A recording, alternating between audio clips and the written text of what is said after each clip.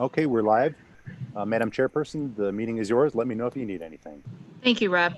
Good evening, ladies and gentlemen. My name is Josephine Spencer, and I would like to welcome you to the White Lake Township Zoning Board of Appeals. This board is a quasi-judicial board, which consists of 5 members. In order for your variance to be granted, you must receive a majority vote from the full board. In order for this board to grant a variance, you must prove a practical difficulty exists. Unfortunately, personal circumstances or financial hardships cannot be considered by this board. If your variance is granted, you have 6 months in which to obtain the required permits, or your variance will expire, and you must reappear before this board. If your variance is denied, you have the right to appeal this decision. By state statute, you must appeal to the circuit court and have 30 days to file an appeal. There is no other township board that can overrule this decision. All cases will be heard in the order they appear on the agenda. I will call the case, staff will give their review, and the proponent will have 10 minutes to speak. The board will then ask questions of the proponent, and then the public hearing will be open. Each member of the public who wishes to speak will have 3 minutes to do so. We ask you please state your name and address for the record. After the public hearing is closed, the proponent will have 5 minutes to address any questions or concerns. It will then be brought back to the board for consideration, a motion, and a roll call vote. And with that, Hannah, may we have a roll call, please? DeHart. Here, White Lake. Powell. Here, White Lake. Asseltine. Here, White Lake. Shellac. Present, White Lake. Spencer. Present, White Lake. Please stand for the Pledge of Allegiance. I pledge allegiance. Pledge allegiance Flag, to the flag of the United States of America and to the republic for which it stands, one nation, under God, indivisible. with liberty and justice for all. Thank you. We have an agenda in front of us. Do we have a motion to approve the agenda? So moved. Support. Thank you. All in favor? Aye. Aye. Have in front of us the August 12th, 2021 special meeting minutes. Is there a motion to approve these minutes? Is there a support? Support. Thank you, Mike. All in favor? Aye. Aye. Thank you. With that, I'm calling our first case. The applicant is Michael Epley. His address is 6075 Carroll Lake Road in Commerce. The location of the property in question is 9386 Bonnie Briar, also identified as 1214-276-014.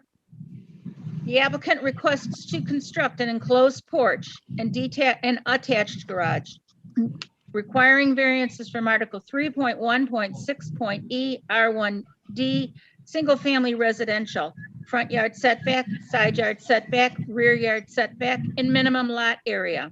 Variance from Article 7.28A, repairs and maintenance to non-conforming structures, is required due to both the value of improvements and the increase in cubic content. And with that, Justin, may we have staff report, please? Thank you, Madam Chair. Good evening, board members. So this property is located on Pontiac Lake. It's zoned R1D, single family residential. The existing house on the property is almost 2,000 square feet in size, and it is a triple lot, so it contains almost 180 feet in width at the front property line. The applicant is the builder applying on behalf of the property owners to construct an enclosed front porch for a foyer that would be 32 square feet in size, and construct an attached garage that would be 576 square feet in size. The house was built in 1981. It is non-conforming. It doesn't meet the 30-foot rear yard setback. So there were a couple of different versions of plans that were submitted. So some of the information in the staff report in terms of requesting certain setback variances are changed because this plan that you currently see before you was not submitted until after the packet went out. So as shown on this plan provided by the applicant, the northeast corner of the garage would be 8.5 feet from the side property line. A minimum 10-foot side yard setback is required. So they're requesting a 1.5-foot variance for the side yard setback. And then the rear yard setback being proposed is 23 feet. So they're requesting a 7-foot variance for the rear yard setback. The front yard setback was advertised as a request, but based on information by the applicant, they've said that the enclosed porch would meet the front yard setback. So they're no longer requesting a variance for the front yard setback. The lot is 282 square feet deficient in lot size, so that was added to the request. Again, 12,000 square feet is required in R1D. And this parcel is 11,718 square feet in size. Again, back to, this is a non-conforming house due to setbacks. The ordinance limits repairs and maintenance to non-conforming structures to 50% of the state equalized value in 12 consecutive months. The ordinance also doesn't allow the cubic content of non-conforming structures to be increased. So based on the SEV of the structure, the maximum extent of improvements can't exceed $37,520. The value of the proposed work is $45,000. So they're requesting a variance to exceed the allowed value of improvements by 120%. And then I know it's not shown on these plans, and I can maybe get an aerial later. There's a shed that's on the west side of the property. You probably saw it when you were driving out there. Doesn't meet the natural features setback from the canal that's to the west. I just was noting that for your attention. It's not shown on the survey as an existing structure on the property. So if you have any questions, I'd be glad to answer them, and the applicant is present tonight. Thank you, Justin. For the record, 21 owner occupants within 300 feet were notified of the proposed variance. No letters received in favor, no letters received in opposition, and no letters returned by United States mail. And I do have a question for you, Justin. I don't know that you're going to be able to answer it or not, but several different surveys were submitted with different figures. How am I supposed to know which one is accurate when one of them shows an 8'0" and one shows an 8'5"? I'm a little hesitant about using something that I don't know whether or not it's, and I'm assuming that you don't know the answer either. I mean, all I know is both of these surveys were dated on the same date. So is the 8.51 correct, or the 8.0? And I realize that you probably cannot answer that. Sure. When we get to the applicant, it's not his time yet, but when we get to him, right, I think he will address some of that. Okay, perfect. Thank you. Just hold tight, Mike. Applicant Mike.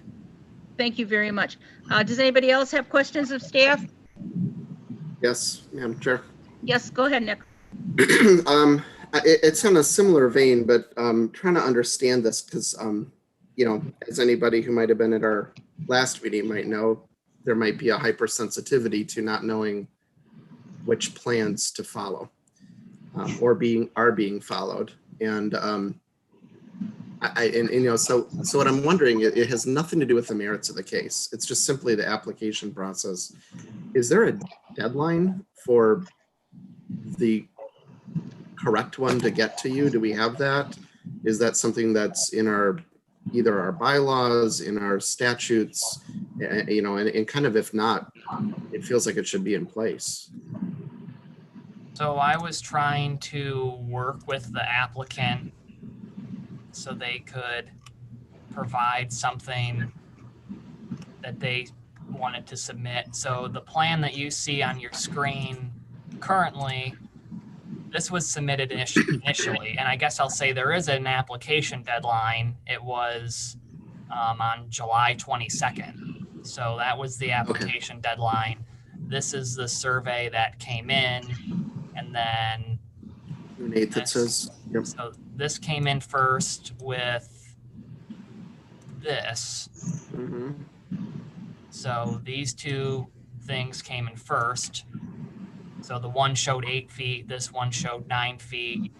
After the fact of talking, well, I guess not after, I think it was August. I can find the date, but this survey came in a couple weeks ago, so after the application deadline, and then this was at a revision date of August 6th, so that's what the staff report was written on because it was the latest submittal. And then on Tuesday, a hard copy showed up, and then Wednesday, a digital copy showed up of this plan. That was the chronological timeline of when these 4 documents were submitted.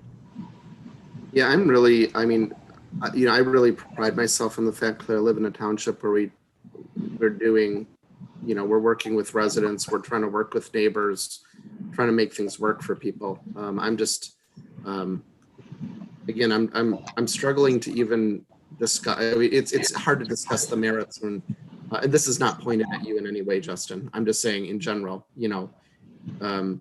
when we receive the packet, which is the information that you're given a week, for us to have a week beforehand to look at things, we begin to go look at things, and I'm not in no burden on you at all. I just am struggling to see like, how do we discuss the merits of something when it comes in at such a late date? And not that we say no to it, just how do we discuss it that quickly, turn around? That's all. It's rhetorical. It's, again, just I'm trying to piece this together. Thanks, Nick. Anybody else have questions of staff? Yes. What is the implication of the shed being within the natural features setback zone? Justin, is that immaterial, or is it something that should be addressed? Yeah, the shed should probably be moved. So, we don't drive around the township looking for nonconformities, but when we're made aware of one, it may be something that you want to address. We are charged with reducing nonconformities. Yep. Thank you. Thank you, Kathy.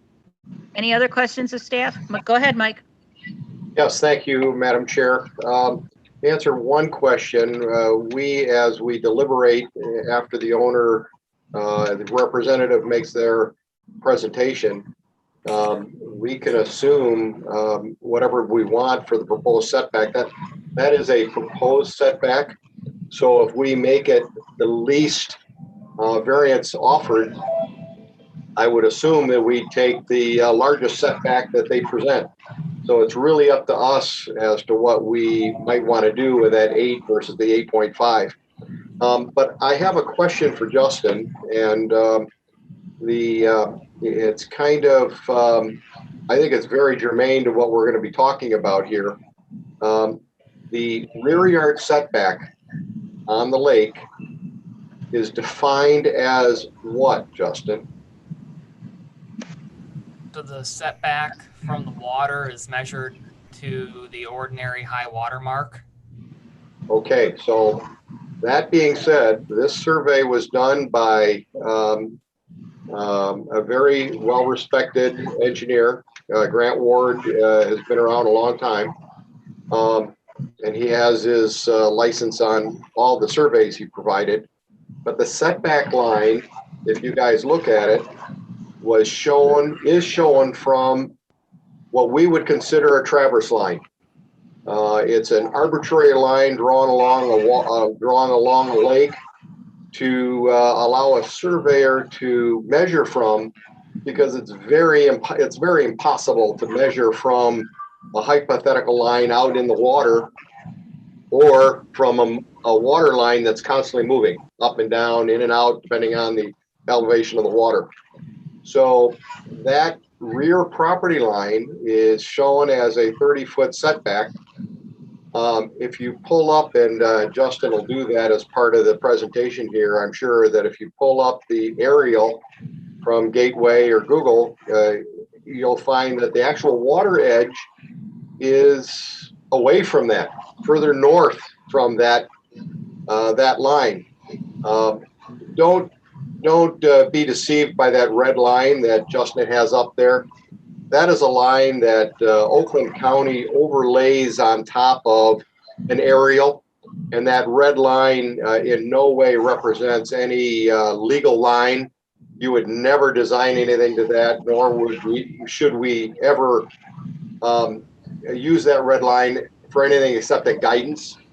But if you take that line on the licensed surveyor's line there, it appears that that's to an arbitrary line between the house and the water's edge.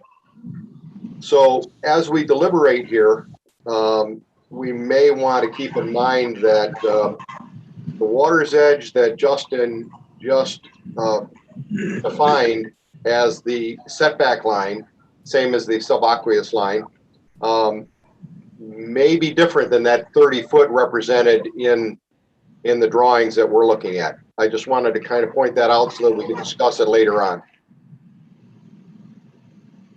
Thanks, Mike. Appreciate that. Any other questions of staff? If not, Mr. Epley, sir, you are up. You have 10 minutes to give us a case. Thank you very much. I appreciate the opportunity, ladies and gentlemen. Mike, I appreciate your comments because I'm a big advocate of learning something new every day, and that was my something new. So thank you very much. And it was getting late, so I thought maybe I wouldn't learn something today. With respect to the timing, I know Nick, you mentioned the deadlines and everything. I received a call from Justin, and we talked quite a bit earlier this week about some discrepancies between what was presented to us through the surveyor, which came from the client, my client, and then what we produced from that. And I think at that point, the discrepancies were basically wall lines versus overhang lines and things of that nature. But when it originally came in, they must be embarrassed about this, because if you look back at the original survey, it says White Lake. They had named the wrong lake on that. And a little comedic at the time, more of a non-thing, but now I see it's more than just a comedic thing. It's a big deal when we're dealing with legal surveys. So I approached them. I didn't personally. I actually had Ron, the homeowner, because I didn't deal with him directly, to produce an adjusted survey. And when I reviewed the original survey, I saw also the absence of the front porch, which was very unfortunate, because that was what I needed to also show in our proposed drawings. So the two drawings you see now, one is from Mr. Ward, and then the other one is what we generated. The plot plan portion of what you see as the Epley plan was devised from their drawings. Now, when we're showing where we're proposing things, it's fighting against what Ward is showing on what he showed as a proposed. Justin knows a little bit more about this than the rest of you, but I posed at that point in time, why did Ward ever put anything proposed on a survey? All I wanted from the survey, this is a disconnect that I had from the client himself. I should have dealt with Mr. Ward myself. I don't want anything proposed from Mr. Ward. I wanted everything the way it sits brought to me. And then we were going to develop a site plan with the proposed based off his dimensions. So all that happened kind of at the 11th hour. So it's really unfortunate that, you know, that you even had, Nick, to say what you had to say. In my case, I'm embarrassed about it. And that's kind of how it fell. So that being said, I want to let you know that the position of this was very intentional. The request was to me from my client was to have a 2-car garage and then an enclosed porch. The porch issue was more or less because if you go into their foyer right now, it's a split level house. When you walk into the front door, you basically put yourself onto a 3-foot deep by about 7 foot wide. I think it's about 8 foot wide landing. And if someone were taking off their shoes and someone else opened the door, they'd knock you right down the stairs. It's really, really, really, really tight. So the approach to me was, we want a bigger foyer there. Let's just enclose what we have. And I did not think that there'd be any issues there. Currently, somehow between Ward's first and second revision, they show that front porch wall as currently conforming to that 30 feet. That's why Justin mentioned that the front setback variance request is actually not even a request at this point. Take that for what it is. If it is a request, then that's okay too, but I don't even know at this point whether it is. But the overhang on that is going to be a 6-inch rake edge off a gable edge. That's why you see on the drawings a 29'6" reference to the eaves edge, the rake edge, and then the wall would plane out with the existing porch, which is the true 30 foot. The position of the garage, the intentionality of that was based on the fact that we knew in advance that we were unconforming to the rear. So if we minimize that by shifting it to the front, knowing that we had room in the front to shift to 4 feet to stay within compliance, then we're trying to, I guess, balance out the good and the bad without approaching more of the front. So by producing that 2-foot offset, we're staying further away than the existing rear of the house. But you see that back right corner, and that would be, I guess, the north, basically the north corner. Per the survey, it kind of kicks in a little bit. So that produces the 23 feet. Obviously, that gives us our 7-foot variance request. The side setback, this is a little subjective. So the 8'6", someone could easily tell me, Mike, just comply on the right side. You know, you get 10 foot, that's 1'6" less, and you have 24 deep by 20, what would that be? 22'6" wide. Can you just deal with that? I simply put a benchmark on my 2-car garages as 24 by 24. I think every adult is familiar with how tight typical standard garages are. So I put that as a request. I didn't want to fatten it and say, well, let's go to 5 foot. It just was unnecessary. The client agreed, and I think it's easier to request a 1'6" variance request than it is to all the way to approaching 5 foot. So for what that's worth, I hope there was some clarity to all that mess. And again, I apologize for the back and forth with the drawings and the survey. Thank you very much, Mike. Any questions of the proponent? Go ahead, Nick. Yep. First of all, thank you for clarifying that. I really appreciate it, the survey timing thing. Second, and I'm asking this because we're charged with minimizing or, granting minimum necessary in terms of variance. Yeah. Why is the garage on that side? There's a lot of property on the other side. We're dealing with more like, I thought it was actually on here. I don't have the hard copy of Grant Ward's survey, and I can't recall whether he had the whether he had all the balance of the details on there. We didn't add that to ours in terms of the well. That was a big concern of the clients, just due to the ability to access that side of the house if they wanted to in the future. It's a split level, so you'd actually have to add stairs if you decided to. On the other side is where it goes up. So if any penetration from that wall to make it not just attached, but to be able to enter to the house, it's impossible on the other side, impossible. On the other side, it's plausible. They just aren't willing to give up some of that living space that they have on that lower level. So I hope that answers your question. And it was coupled with the fact that the well is definitely would have to be relocated. There's some money involved there, but yeah. I mean, it partially does, and part of it, and this is just getting back to the survey pieces. We have in the past, taken wells, septic fields, of course, into consideration. Sure. But we kind of have to know where they are to take it into consideration.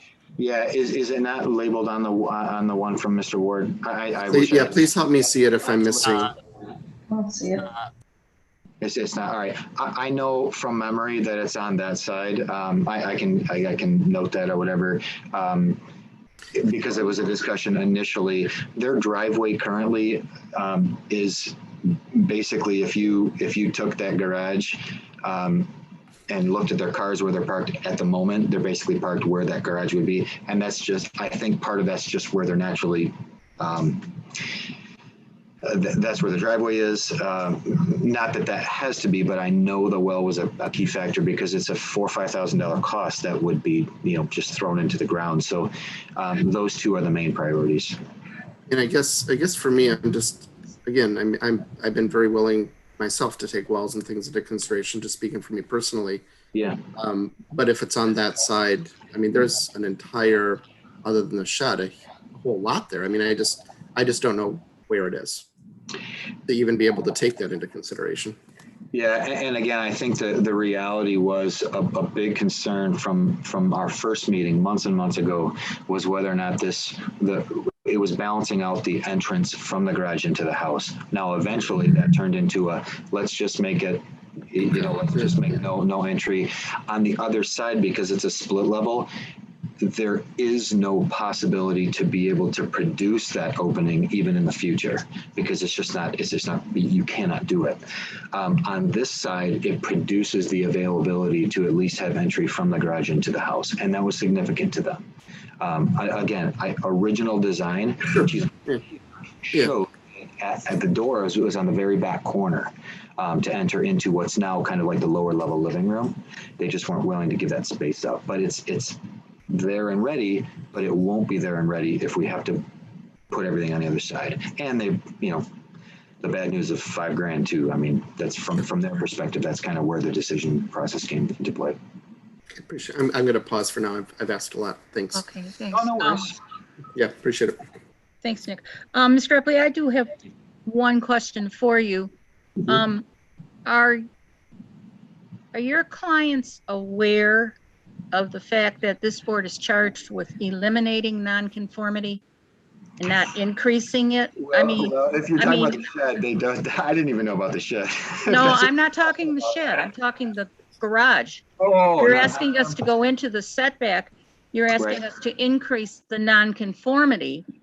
And I understand that a traditional garage is 24 by 24. But if you reduce it and you meet that setback, then they could still have their garage there. Otherwise, I'm looking at the same thing that Nick was looking at. Put it on the other side and don't have it an attached garage, have it a detached garage. They've certainly got enough room. Yeah, there's functionality and value issues with that, in my own personal opinion. If you want a detached garage, go to Livonia. I don't know too many people in that subdivision or in White Lake that have a detached garage. Maybe I don't drive around enough, but it doesn't have the same desire or value financially or personally, in my own opinion, I wouldn't want a detached garage. Again, the whole, to Nick's point, the purpose of that side is because likely they eventually will want to consider going to the inside. That's scrapped if we go to that side. I think they would stomach more removing 1'6" and conform on that side setback. You know what I mean? I just know the practicality of, I know what a 24 by 24 feels like. My garage is 24 by 24, and my wife gets the whole thing. So when we're both in there, it's just tight. You know, you smack doors, you can barely get onto one side. And that's a 24 by 24. So cutting that 1.5 foot, it made sense to grant that, or not to grant that, to request that. And know that we weren't trying to max out and go to 5 feet or go to, you know, beyond that. So we all thought like, all right, let's ask for 1'6". That's hopefully something that is justified. And of course, it's up to the board. But that's where that's mentally where I kind of came from me and the client's meetings, you know. So. And one more quick question. So far, I've not seen a practical difficulty, and that is the number one thing you have to prove to us in order for us to even consider granting a variance. There are several different key factors we look at. The number one is practical difficulty, Sure. And according to them, they say that the single car garage would be aesthetically imbalanced. That is not practical difficulty. Now, I'm struggling with it, is what I'm saying. No, I agree. That's why I'm asking the questions. Yeah, I agree with that comment. I really do, Joe. I think the desire is to have a 2-car garage, and what we deal with fundamentally is even if we were to go, I believe, even if we were to go to the other side, the issue becomes the practical difficulty. Let's say if we were to go on the other side, then I would argue that we are unconforming due to the rear lot already fundamentally being an unconforming to the rear property line.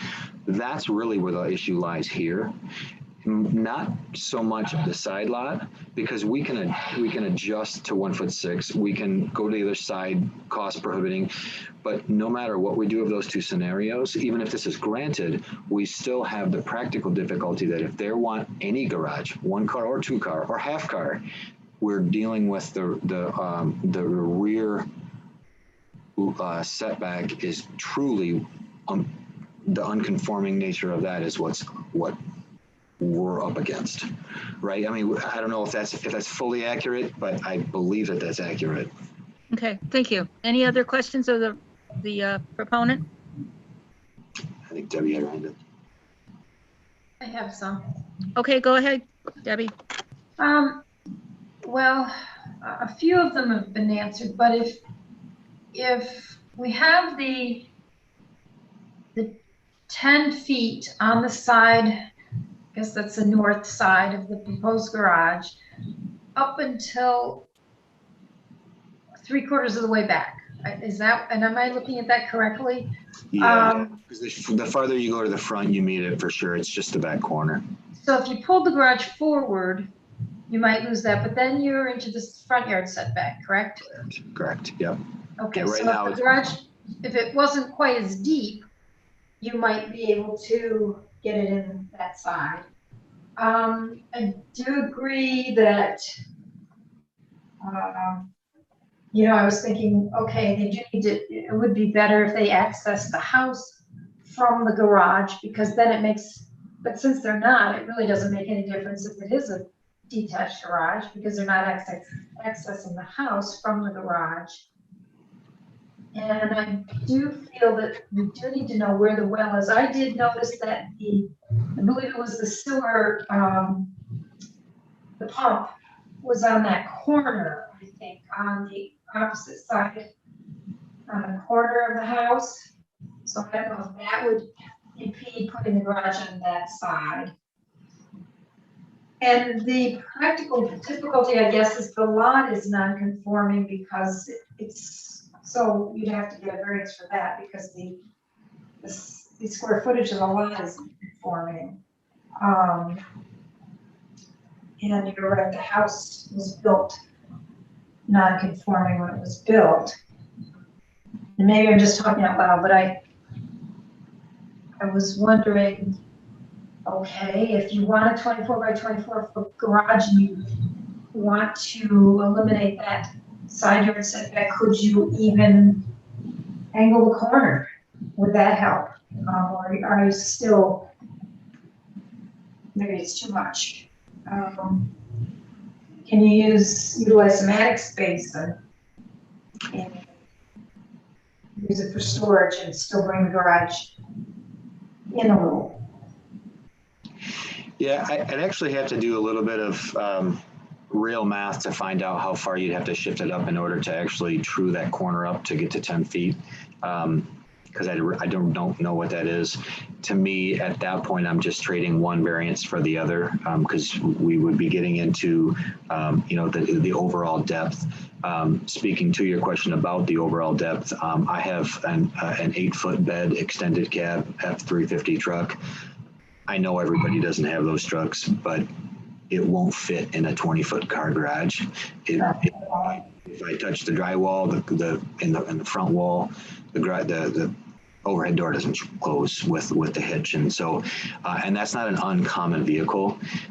So again, this is just, maybe it's really subjective, but the size 24 by 24 in my mind is a decent, is not an overreaching benchmark for a standard two-car garage.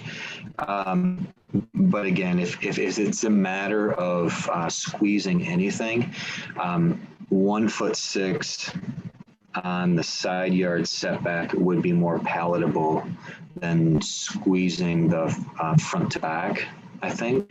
But the well is on that side. I can't tell you exactly where it's on the opposite side. So you had mentioned Debbie, was it the pump that you said that?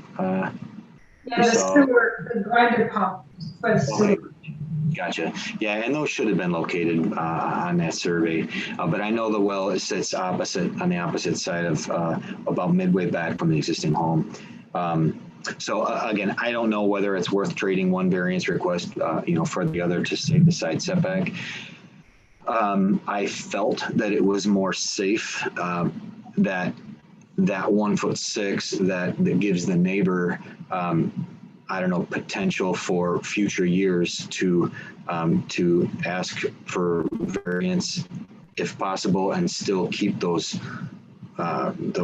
minimum distances between structures, between properties. I think that's, I don't know if that's 10 foot, 20 foot, whatever it is, but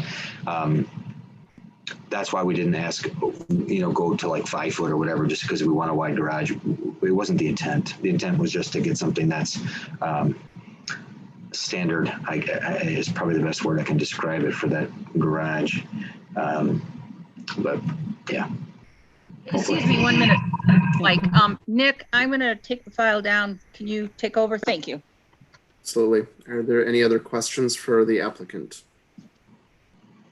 Go ahead, Mike. Go ahead. No, Mike, you go first. I insist. Mr. Powell. All right, thank you. Yes, Mr. Epley, first of all, I know that Joe Spencer isn't here, but I might represent that the hardship is really the configuration of the lot, things that you don't have control over. The depth of the lot and the front and rear yard setback is a realistic hardship, not self-imposed. The practical difficulty is, quite frankly, the architecture of not having a floor at grade level to access into the house. I can't even wrap my head around somebody not wanting access from their garage into their house in a wintertime condition or a rainstorm event. But that's up to them. All right. I guess I have 2 questions that you might be able to shed some light on. If you widen the front wall of the garage and angle the north wall back to the 10 feet in the back corner, kind of followed that setback requirement. you've widened it up to where the doors of the cars are, to allow for a little more room there and for accessing around the cars and the trunk areas. And we, quite frankly, wouldn't even be having to consider a side yard setback. So I didn't know what you're feeling as a builder on having an angled wall in a garage area. Well, personally, because it's not anything but a 45-degree wall, to me, I mean, if I'm just eyeballing this, that's probably like 18 degrees. I mean, 22 years, I've never built a wall, an exterior wall, and then at 18 degrees, mid-plane. And I think where it starts to become a little odd is that that's also a break in your siding. It's halfway into your gable. It's halfway into your back roof plane. So it's almost like the tornado that came through about a month ago grabbed that wall and kinked it 18 degrees is what I think everyone driving by is going to look like, rather than, wow, what an architectural feat that Epley provided. Not sure I want to put my name on that one. I think aesthetically is really where my mind goes to be honest with you, when you bring that up. I wouldn't want that for my house. If you pose that to me and I were the homeowner, my choice would be, Mr. Epley, you better shrink that garage, because I'd rather have that than the aesthetic result of you know what I mean? The functionality, I don't think would trump the aesthetics in my mind. All right. The only other question that I had for you was since you didn't even know about the shed, maybe you can't answer this. I was just wondering about the foundation of the shed. If you could tie a dozer or a tractor onto a shed and pull it because it's on skids, that's one thing. If it's a concrete foundation that's been there 50 years, then it's a rebuild. And quite frankly, the planning department may have a bigger issue on rebuilding something and saying that it's once you've eliminated it and now you have to rebuild it, it may be a problem to allow you to even do that. Right. So I'm glad you pulled that up. To be really honest, I have zero memory of this shed whatsoever. So I'm happy that you pulled it up. I think I have more questions about that than I have answers. I would be curious on where it sits relative to the lot lines. If it has a structure that is able to be moved, I will have machinery over there eventually, so it's not going to be a difficult task. I'm pretty confident that Ron or Stacy could care less. I think if they have a 2-car garage, they might not need that shed. I don't know exactly, because it hasn't really been addressed. But if it's just a matter of I can't imagine that thing having a significant foundation. If it's a pad of concrete, I'll pour a new pad and shift it to the new pad, you know. You're going to have the truck out there a couple of times for the footings and the flat work anyway. So I feel like we would all, I feel like I speak for them even, that we would be all in compliance of whatever you guys felt that would be the best situation for that structure there. Okay, and my colleagues and I will discuss a little bit more the location of that. If it were pulled out 25 feet from the canal, if it were my home, it would interfere with the volleyball court and the use of the yard and all that stuff. So we can certainly discuss that. What would compliance be then? Would that still be that same rear yard setback request? Because it's on a rear yard. Is that where we're looking? It'd be a 25-foot subaqueous water setback, natural feature setback requirement. I think, right, Justin? Different than the 30 feet? Is that different than what would be for, let's say, the garage structure? That's all benchmarked at 30 feet, correct? Is it different for the shed? Justin, I believe that's a 25-foot setback from the canal, right? Correct. Okay, yeah. I'll make a note of that because I want to see where that, with discussion with Ron and Stacy, I want to see what their thoughts are on that. I agree with you, Mike. If I can't play in the yard with my kids, that's because of a shed. I'd rather knock it down. It's really small. I don't know what they have in there, but when you add a 2-car garage to a house, it also adds some some storage and some flexibility there. So Probably my biggest concern that I'll talk over with my colleagues there is that garage is going to impact the sight distance of the lake, the sight line of the lake from the neighboring house. And that's a pretty big concern of mine as well. So I think we'll discuss all of that in our deliberation. okay, fair enough. Any other questions of the proponent? Go ahead, Kathleen. Just a comment. I'm a little disturbed, like my other committee members, my board members, as to kind of the incompleteness or the inconsistency in the site plan, and that the fact that the well is not marked and the grinder pump is not on there, which, you know, if we were to entertain moving the garage or to the other side, we would not have that information. Also, one of the stipulations for granting a variance is that the problem cannot be self-created. And the fact that someone might want to try to park an F-350 and there is a self-created problem. Car size and what they want to put in there is a self-created issue. So that wouldn't be something that we could take into consideration. Sure. Yeah, and I respect that. I think with respect to the I guess the phrase self-created issue, I think I wasn't really trying to flare my particular truck. I just know that in general, I wanted to speak about like what common standard sizes are, and we wanted to benchmark this, at least my client and I did, with what is a typical. I mean, I proposed that to them as a typical size. And I just know from experience what a 20 by 20 looks like and feels like. I mean, again, if anyone's been into one of those detached Livonia garages, that's what a 20 by 20 is. And that's where the hoarders keep all their stuff. It's not where you park two cars attached to a house. So you mentioned one thing really quick before that, and honestly, Kathleen, I can't remember what it was just prior to, the inconsistency. There's things on there that I would have liked to have seen that aren't there, and the inconsistency of the plans are bothersome to me. Yeah, I completely agree with that. I don't have a whole lot that I even can say to that, other than if it makes, I would expect that even any type of approval of any of this would maybe be pending the addition of those things, just so it's verified. I mean, from your perspective, all you could know is that I'm lying and the well is actually right next to the garage, and you know what I mean? So I get it that it really needed to be located on there. So upon the if there were approval, I would almost expect that the location of both the well and that grinder pump would be added, and of course, when that's reviewed through the building department, that would also have to be coincide with what we're doing here. So.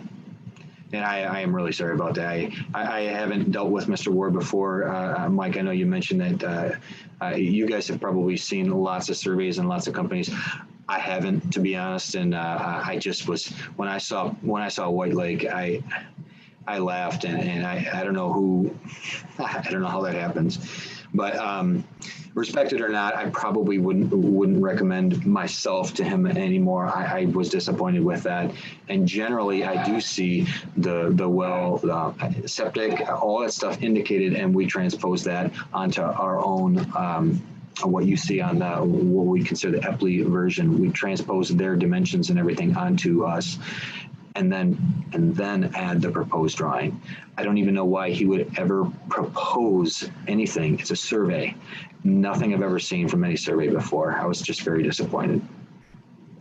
Thank you. Thank you. Any other questions? If not, then Rob, can we open the public hearing? Is there anybody from the public that wishes to speak on this? Yes, if members of the public would like to address the board, press *9 on your telephone keypad to raise your hand. Press *9 to raise your hand. We'll give it a moment to see if anybody raises their hand. Thank you.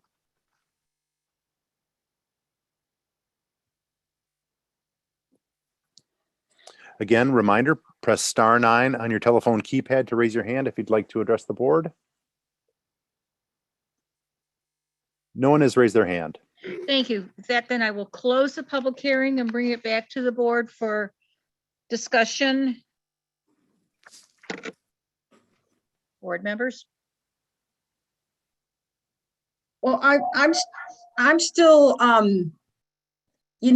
pondering the possibility of getting their car garage and possibly moving it to the other side of the house, but we can't even entertain that idea, not knowing what's over there. Correct. Yeah, I feel it feels a little full circle to me. Not speaking about even the merits of this, it's just hard to discuss it without having all of the information. Personally, I'd be more inclined to just table this rather than go yes or no on it. I mean, table it and wait till we have the data to be able to discuss it.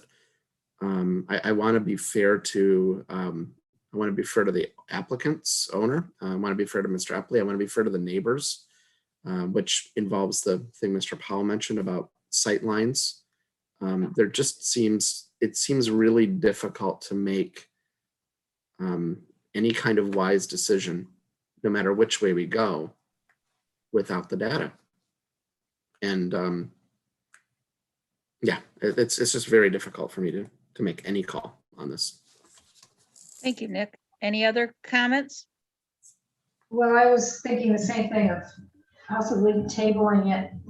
I was out there, I looked carefully at the house across the street, which faces the lake the other way, and the neighbor, and I didn't think that this garage would impose a sight distance issue. So I guess maybe you saw something I didn't see, Mike.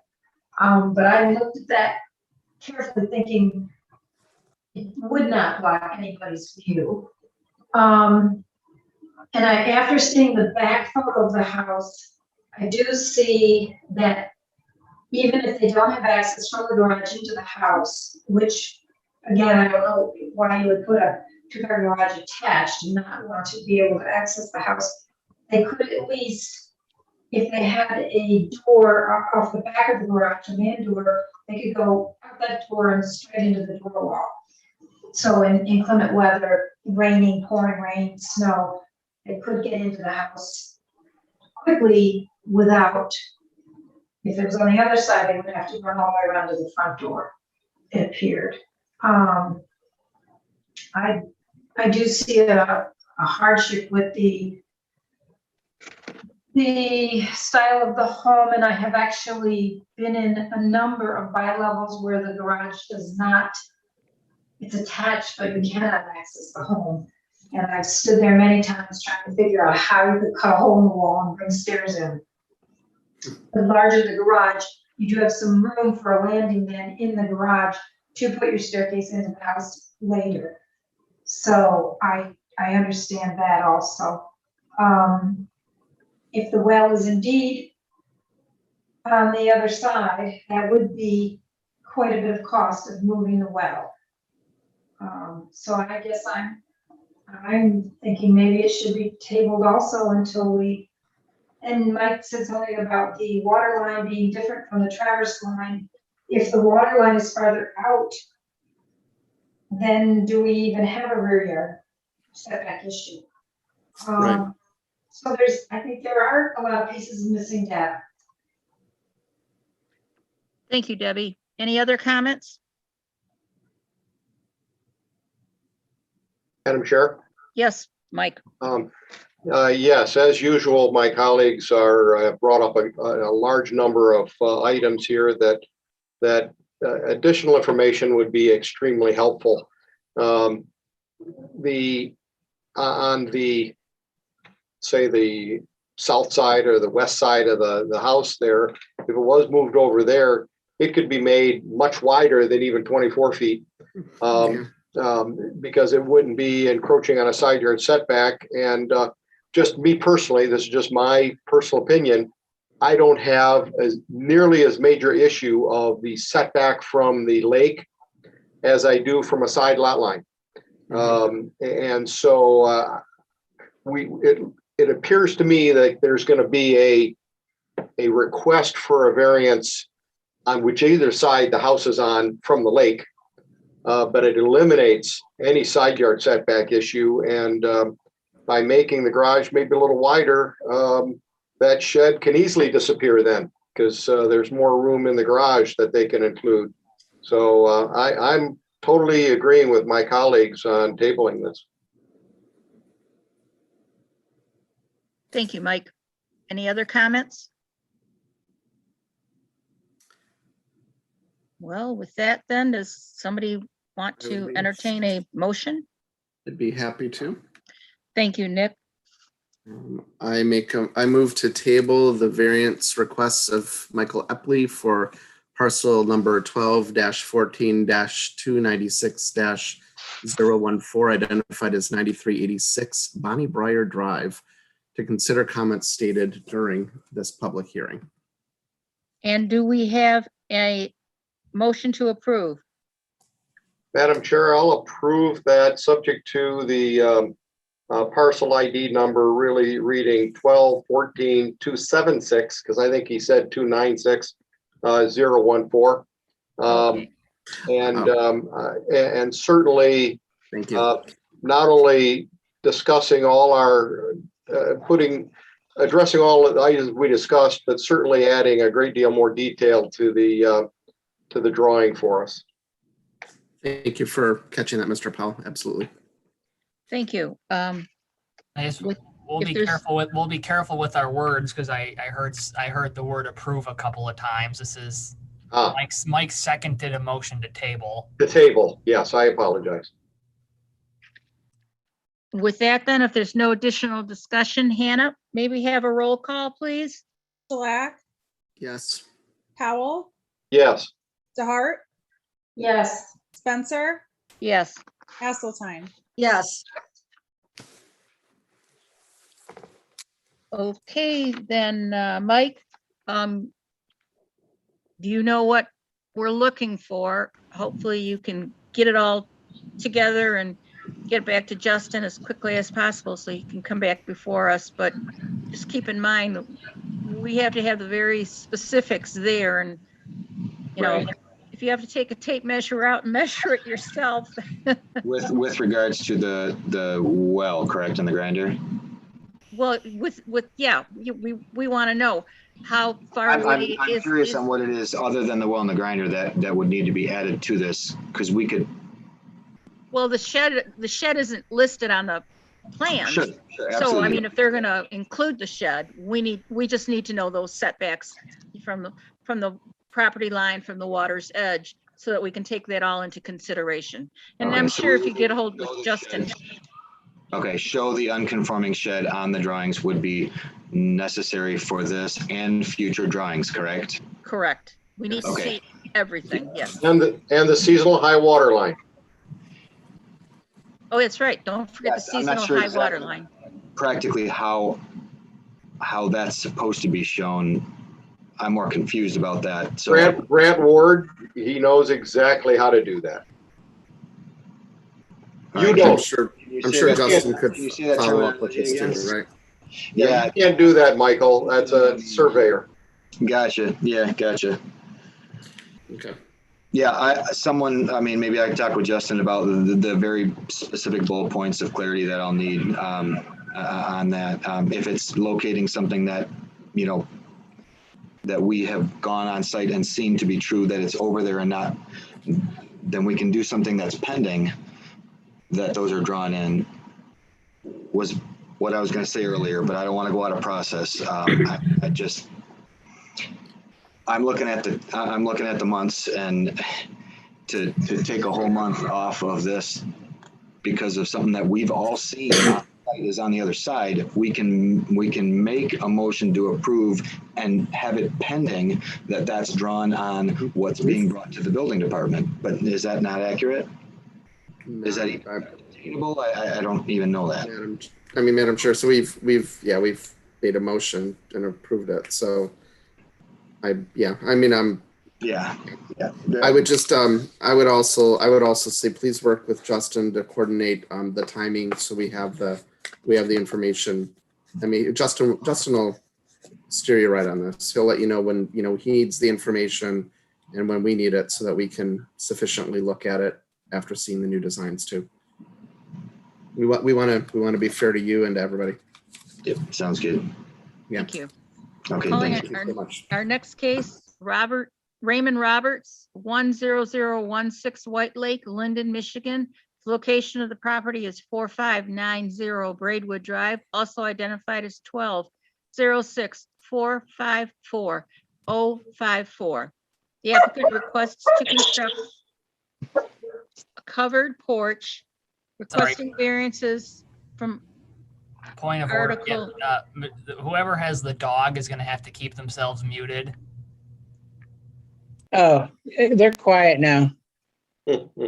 I muted them with my water bottle. Okay, I'll unmute if you want me to. Oh, we're gonna miss these Zoom meetings, aren't we? Oh, we are. Oh, We are indeed. gosh. I'm going to start all over again. The applicant requests to construct a covered porch requiring variances from Article 3.1.6.e R1D, single family residential front yard setback, minimum lot area, minimum lot width, and maximum lot coverage. A variance from Article 7.28A, repairs and maintenance to non-conforming structures, is required due to both the value of improvements and the increase in cubic content. For the record, 28 owner occupants within 300 feet were notified of the proposed variance request. No letters received in favor, no letters received in opposition, no letters returned non-deliverable by United States Mail. And with that, may we have staff report, Justin, please? Thank you, Madam Chair. This property is located at 4590 Braidwood Drive. It is the east half of lots 701, 702, and 703 of the White Lake Grove Phase 1 subdivision. The property is zoned R1D, single family residential. The existing house on the property is approximately 1,500 square feet in size. It is served by a private well and septic. And I guess I will rotate the plan so north is at the top of your screen. I know that's sometimes confusing, so I apologize about that. So now north is at the top of the monitor. The applicant, on behalf of the property owner, is proposing to construct a covered porch on the front of the house. This property is a corner lot. It has 2 front yards. Braidwood Drive is located to the north. Endicott Drive is located to the west. So based on the plan submitted by the applicant, the existing house is non-conforming to setbacks. The structure is located approximately 6.25 feet from the west side property line, 19 feet from the front east property line, and 28.5 feet from the front north property line. A minimum 10-foot side yard is required in R1D, and a minimum 30-foot front yard setback is required in R1D zoning. The parcel is also non-conforming by 4,515 square feet and 17.63 feet deficient in lot width. And again, in R1D, 80 feet is required at the street line. And then if you're a corner lot, both frontages have to meet the front yard set, or the lot width, I should say. So just a little bit of background on what's going on the parcel. A 1,056 square foot modular was placed on the property in 1971. In 1998, a 480 square foot addition was added onto the east side of the modular. So this portion here where it bumps out, that was the addition in 98. The entire structure is over a crawl space. There is also a 120 square foot shed in the southeast corner of the property. The shed is non-conforming. It is located in the front yard setback and with potentially within the road right-of-way of Endicott. There's also a fence along the east side of the property and the north side of the property that's non-conforming. It doesn't meet the front yard setback, and the fence down here may be encroaching onto the south property line. The applicant submitted a mortgage survey with the variance application, and I know that they're going to address this at the time when the applicant makes their presentation, but the zoning ordinance and the zoning board of appeals by way of resolution requires a certified boundary survey to determine the location of all existing and proposed structures and then the location of boundary lines. The purpose of a mortgage survey is to just show what improvements are on a property, and they're not, a mortgage survey isn't designed to verify property corners, property lines, or the location of structures on a property. There's actually a note, and it's upside down on this survey, but I can turn it around. There's a note on there that says this survey is not to be used for the purpose of establishing property lines, nor for construction purposes, no stakes having been set at any of the boundary corners. So I just note that was a requirement of the applicant. It's required. The survey is required for all variance applications on non-conforming parcels or where a structure is non-conforming. So a covered porch or an enclosed porch, and that's shown, again, they're proposing it on the north side. It is part of the principal structure. It's subject to the same setbacks as the house. The porch would be 5 feet by 10 feet, 50 square feet in size, and then again added onto the north side of the house. The submitted plan shows that the porch would be located 23.5 feet from the front property line. So they're requesting a 6.5 foot variance for encroachment into the front yard setback. Additionally, the proposed lot coverage is 22.79%, which is 2.79% beyond the maximum 20% allowable coverage. So that's a 209.12 square feet of additional coverage. And then again, just to cover the bases with the lot size and lot width, they're added on as a variance request. I know that the non-conforming addition variance was published as a request, but we didn't have the value of improvement at the time. That variance is not needed based on the proposed value. So if you have any questions, the applicant is present tonight, but I'd also be glad to answer anything. Thank you. Is there any questions of staff? Yeah. Go ahead, Mike. Oh, just a quick one. In Justin's presentation, he questioned maybe that the existing shed was in the Endicott Road right of way, or the potential of that. Are you just questioning the accuracy of the mortgage survey versus a boundary survey, Justin? So so one, the shed is probably generally in that area, but we don't know exactly where. I know it's encroaching into the front yard setback, and then I can show you generally where it is in relation to the right-of-way line if you hold on a second.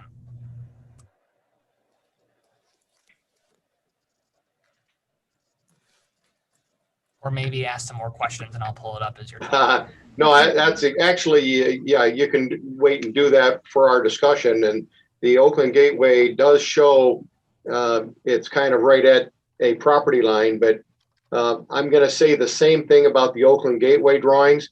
It's no more accurate than a mortgage survey would be. So you got to be careful whichever one you'll rely on. I have something that's a little bit different than Gateway. Let's just see here. Bear with me while I pull this up.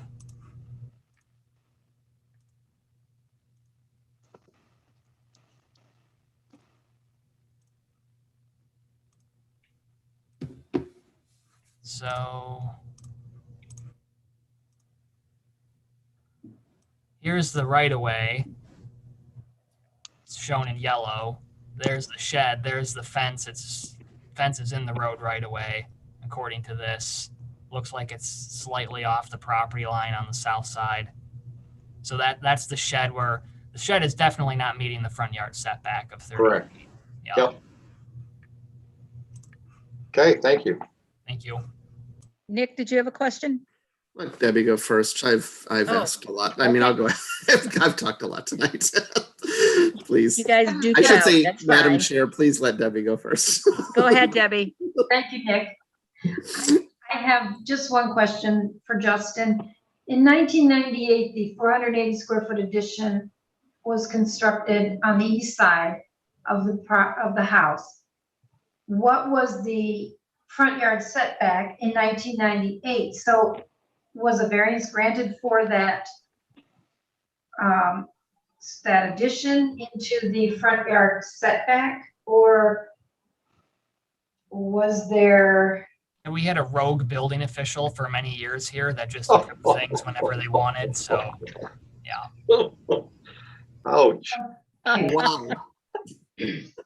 It's true. I wish there was more clarity. I keep asking for data. Thank you. Okay, thank you, Debbie. Nick, would you like to take a shot Yeah, now? so let's even hypothetically say that what you just showed us, we could use, or let's even hypothetically say that the township did a boundary survey, or let's hypothetically say we all, because we're so invested in this, all went out and did our own 5 boundary surveys. Could any of those be submitted? Or is it on the applicant to submit a boundary survey? I think you answered your own question. So yeah, what I'm trying to, not taking the other case into consideration, but at the beginning of it, I said, it had been pretty recently that we know the importance of having all of the data, and we've been through long conversations about those things. Now I can say even more recently, we've had conversations about needing all of the data, and to be fair to everybody, to the builder, to the applicant, to the neighbors, to us, and to you in the office, I'm not speaking about the merits of the case. I'm simply speaking of, we have an application process for a reason, and it allows us to be fair to everybody. And so obviously I know this is going to be addressed, but if it's a clear application process, I want the data so that I can discuss it fairly. And again, that is not directed at you, Justin, in any way at all. It's just me sharing my thoughts. Thank you, Nick. And I will agree with you. It's tough enough for us to review these cases with 100% of the information submitted as accurately as possible. And when we don't have the luxury of knowing whether it's accurate or not, puts a severe burden on this board to do its due diligence and to appropriately come up with a reason to proceed or a reason to reject a variance request that's before us. I do believe that it wasn't too long ago we amended our bylaws, and one of the stipulations was, especially on non-conforming lots, we require a survey, not a mortgage survey, a proper survey. Those are my thoughts on it. So, any other comments? Go ahead, Kathleen. To play devil's advocate here, to put the applicant through additional expense when there's possibly no chance of us giving the variance, do we want to put them through that, or would we want to continue with a discussion? And boy, I'm not sure how to even say this, but I'd hate to see the applicant spend all kinds of money when we're thinking that we would not allow the variance. Does that make sense? It makes sense. No, I agree. I agree with you. I don't want to burden the applicant financially at all. I'm simply saying that we need as much information as possible.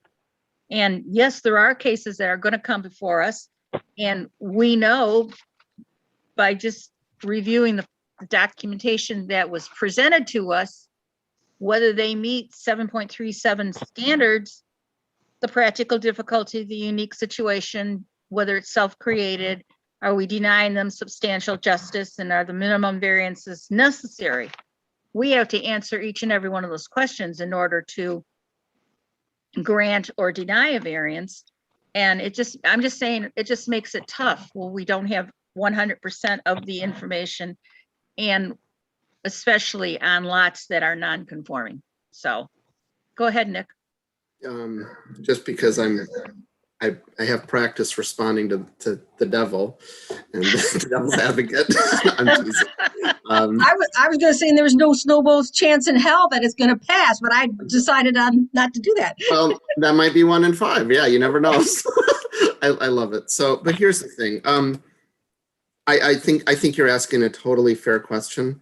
And I think, I really just think as a board, and again, to be fair to our office, to be fair to us, to be fair to the neighbors, to be fair to any future builder or applicant, everybody, owner, we have a minimum process for a reason. And it's, so even though I might eyeball this and be inclined to go yes or to go no, based on what I've seen, I can't know for sure that confidently that I'm making the best decision for everybody as a whole without the minimum in front of me.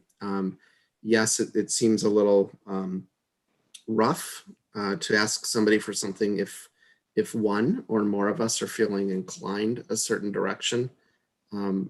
I can't fully be inclined though a certain direction and like go with it without the data. And really, I do appreciate your question a lot. I think it's a very compassionate question. So thank you. Thank you. Any other comments? Mike, go ahead. And in the idea of letting the applicant understand our position a little bit more, I'm going to ask a question of Justin. Justin, the recorded front yard setback is 30 feet. And are we assuming in the deliberation here of a potential need of 6.5 feet of variance that the existing home is in fact set back 30 feet? Right, so I used the mortgage survey to determine the request. So I don't know if the request that I presented you was accurate. And rightly so, and I appreciate that, because as all of us remember, we had a very, very tough agenda before us last month or last time, in which if we aren't dead on, and this is to the applicant, if we aren't dead on the numbers, then we typically ask for an as-built. And then if you're 4 inches or 6 inches off, now you have to come back and ask us to allow even a bigger variance. And so it's just so important for the numbers, for us to know the numbers so that we know and you know precisely what the issues are. Thank you, Mike. Any other questions of staff? If there are none, then would the proponent like to answer any of our questions, address any of the issues? You have 10 minutes in which to do so, Mr. Roberts. Thanks for having me this evening. So, being in this meeting, I definitely see that you guys have had, quite some issues with having the exact information. So I apologize for that. I was under the understanding originally that just a survey was needed. And I was contacted by Justin after he reviewed the paperwork. And he did let me know that a certified boundary location survey was definitely needed. And like I told Justin, and I'm going to tell you guys, I didn't want to neglect that. I went out of my way to shop that out to try to see if I could come up with a cost-effective survey that would be there. The cheapest one that I found was from the original mortgage survey company that we went through, which was Chemtech, and they were quoting me just shy of $2,800 to do that. And with the time, and as well, it was a 2-week lead time on that, which would have put me well over getting to this meeting with that information. The only thing that I can say with that is if it would have been feasible just in terms of price, we definitely would have done it. I would have went out of my way to do it. However, with it being such a small job, the $2,800 is significant. Being that it's not an addition or, a garage or things of that nature. The the main reason for the porch realistically was just that the existing porch that is there is a porch slab with some block, and the block is just starting to corrode. It's been there a long time. So originally I'd went out there to just give her a quote on repairing that and or just making the same existing porch wood instead of having to deal with the block. However, the issue was presented that in the winter time, it gets hit with the elements really hard. And even, unfortunately this summer with so much rain and so much storms, that front porch just gets blasted very heavily. So covering the porch with just a small roof there would significantly reduce the amount of weatherization, at least to that front porch, especially for doing things like, carrying in groceries or just sitting out there, or in the winter time, going in and out just to access a vehicle where there being, lots of ice and snow build up there. So with that being said,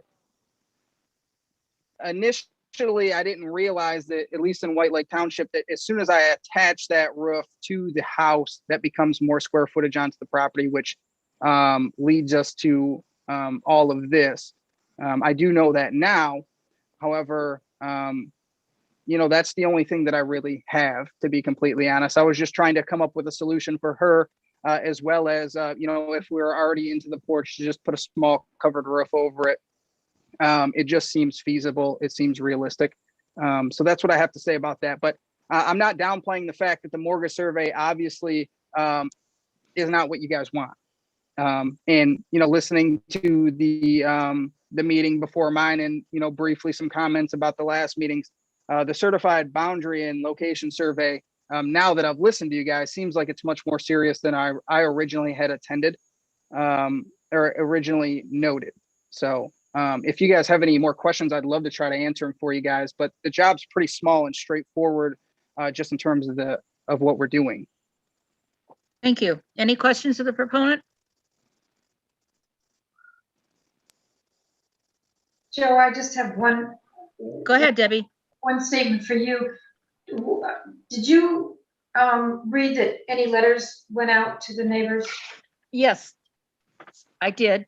I don't know where my head went then. I guess I was you didn't pay any attention. I'm crushed. 28 owners, occupants were notified. No letters in favor, no letters in opposition, no letters returned by United States mail. Thank you very much. You're welcome. I must have been thinking of something else. It's okay. Don't, sometimes I rush through, go too fast. I get it. That's one of my downfalls. But any other questions of anyone?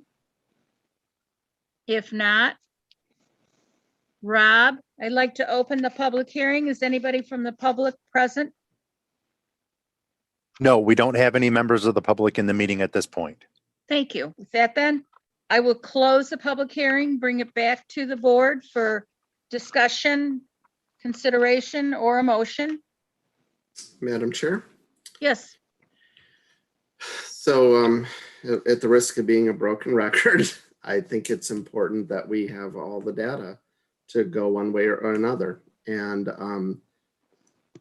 a job may be huge. A job may be small in a relative sense, but that doesn't preclude the need to have the data. And we have a resolution. We have an application process, and I'm just finding it very difficult to enter. I mean, on top of the fact that, yes, even if something is costly to do a small project, small again in a relative sense, we don't take financial difficulties into consideration. So speaking for me, I need the data, and I would be inclined to table this. Thank you, Nick. Any other comments? Go ahead, Mike. I have two. The first one is to Justin. Justin, does a fabric awning Is that considered part of the structure and a roof if it's a fabric construction? Permanently attached to the house, and yes. Okay, so a Marabah awning that comes in and out, how do you measure that comes in and out? I guess I'd have to say that whatever the fullest extent of its retraction. So if you had those of us that are fortunate enough to have a deck, if we have an umbrella mounted independently of the house on a deck, is that considered a roof structure? Was that a question or a rhetorical question? That was a question because I know there's a Because he distance. ended his sentence going upwards. There's obviously if somebody was coming in out of the rain, it'd be nice to have some kind of a cover there while they unlock the door. That's what I was just wondering about. So that being said, and that being aside, I just threw that out there. I would highly suggest that the applicant search around for surveyors. 2,800 for this boundary survey is definitely on the very high side. And so you can probably do a great deal better by shopping that out. So just a word, just a thought. Thank you, Mike. Any other comments? I would just say for this size property, someone should do that for $1,000. Thank you. Just Debbie? estimate. I too, and agree with Kathleen that if everyone is thinking in the back of their mind that this is a no-go, do we ask the applicant to spend $1,000? And the house right next door is the same house and has the covered front porch. This house's unfortunate situation is the two front roads, but this would just be the front yard setback. So is there any way to give the applicant any kind of reasoning to go out and spend the money on the survey?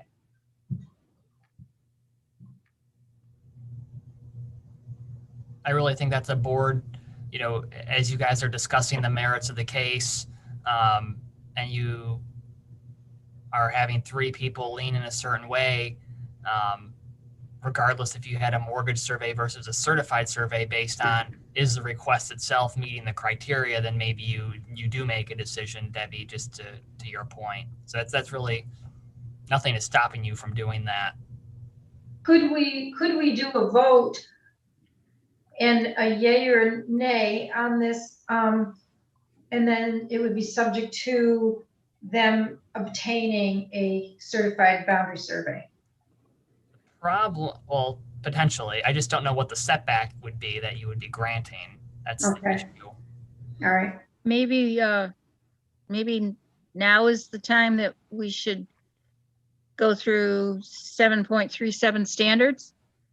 We should probably, did we open the public hearing and close it? I think we did, right? We did. So. And Madam Chair, I 100% understand what you're saying. And again, I'm appreciating the compassionate part of it. And, like we did with the last applicant, I'm willing to talk a bit about the merits, but based on the fact that we're recognizing we don't have all the information to fully discuss it. I mean, yes, I think that would be a kind thing to do. It's just, again, I guess I would even just say this to anybody who might hypothetically watch this meeting before they're applying the next time. Please notice this. This is an issue. Well, and I mean, I'll be very honest. We have to meet 5 standards in order. I mean, it says zoning board of appeals may authorize a variance from the strict application of the area or dimensional standards of this ordinance when the applicant demonstrates all of the following conditions. Practical difficulty. I don't believe I see a practical difficulty. Unique situation. I don't really see a unique situation. Is it self-created?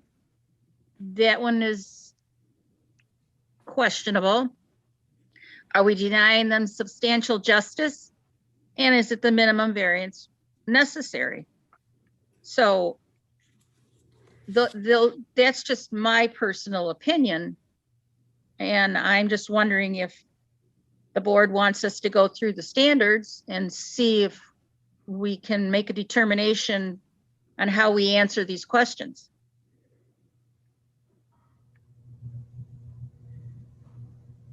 I'm gonna have to, oh, go ahead. No, you're fine. I'm gonna have to concur with Joe on all that. These are the really tough cases of ZBA that you know, really kind of bother us or bother me. I'll speak for myself. I'd like to think that there would be another solution of some kind of cover. This doesn't seem like much, but we have to follow the law of the ordinance, which is our job. And all the things Josephine just stated, they're not there, in my opinion. Is there some kind of non-attached roof-like object that maybe someone, I don't mean us, but could come up with that? She wouldn't even have to be asking us for any of this.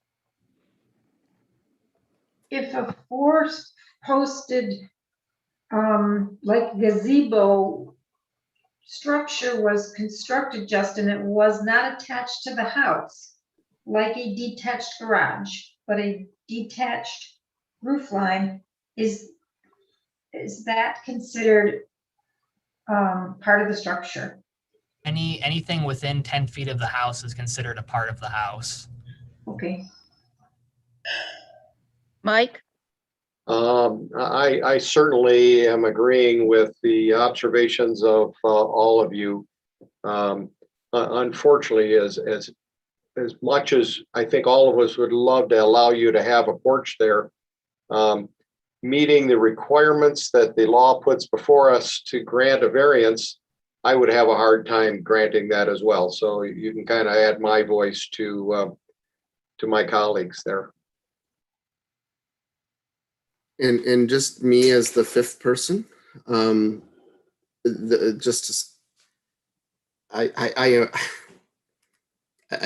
persnickety about the data thing. I just think we have to honor the application process as well. And personally, I can't vote yes to pass, and I can't vote yes really to say no. And that's just because I just think I'm not comfortable we're not establishing a pattern.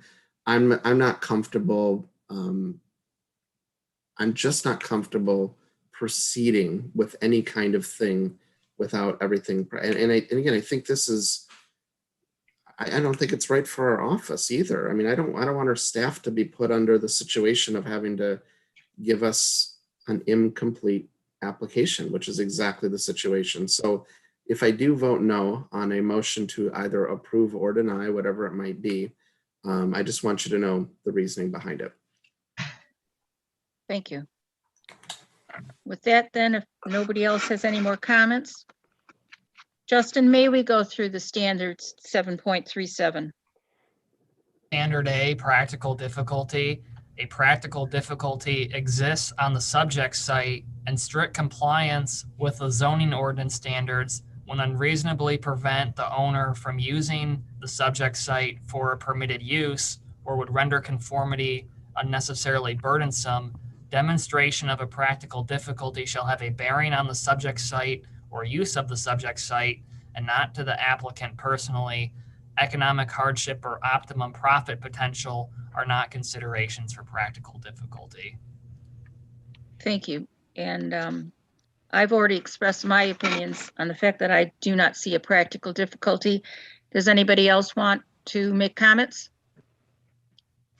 I think that there could be a practical difficulty based on what the builder stated, that the weather is wearing down the structure.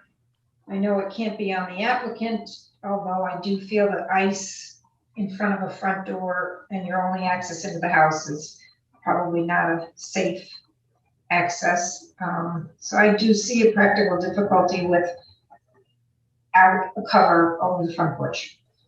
Thank you. Nick?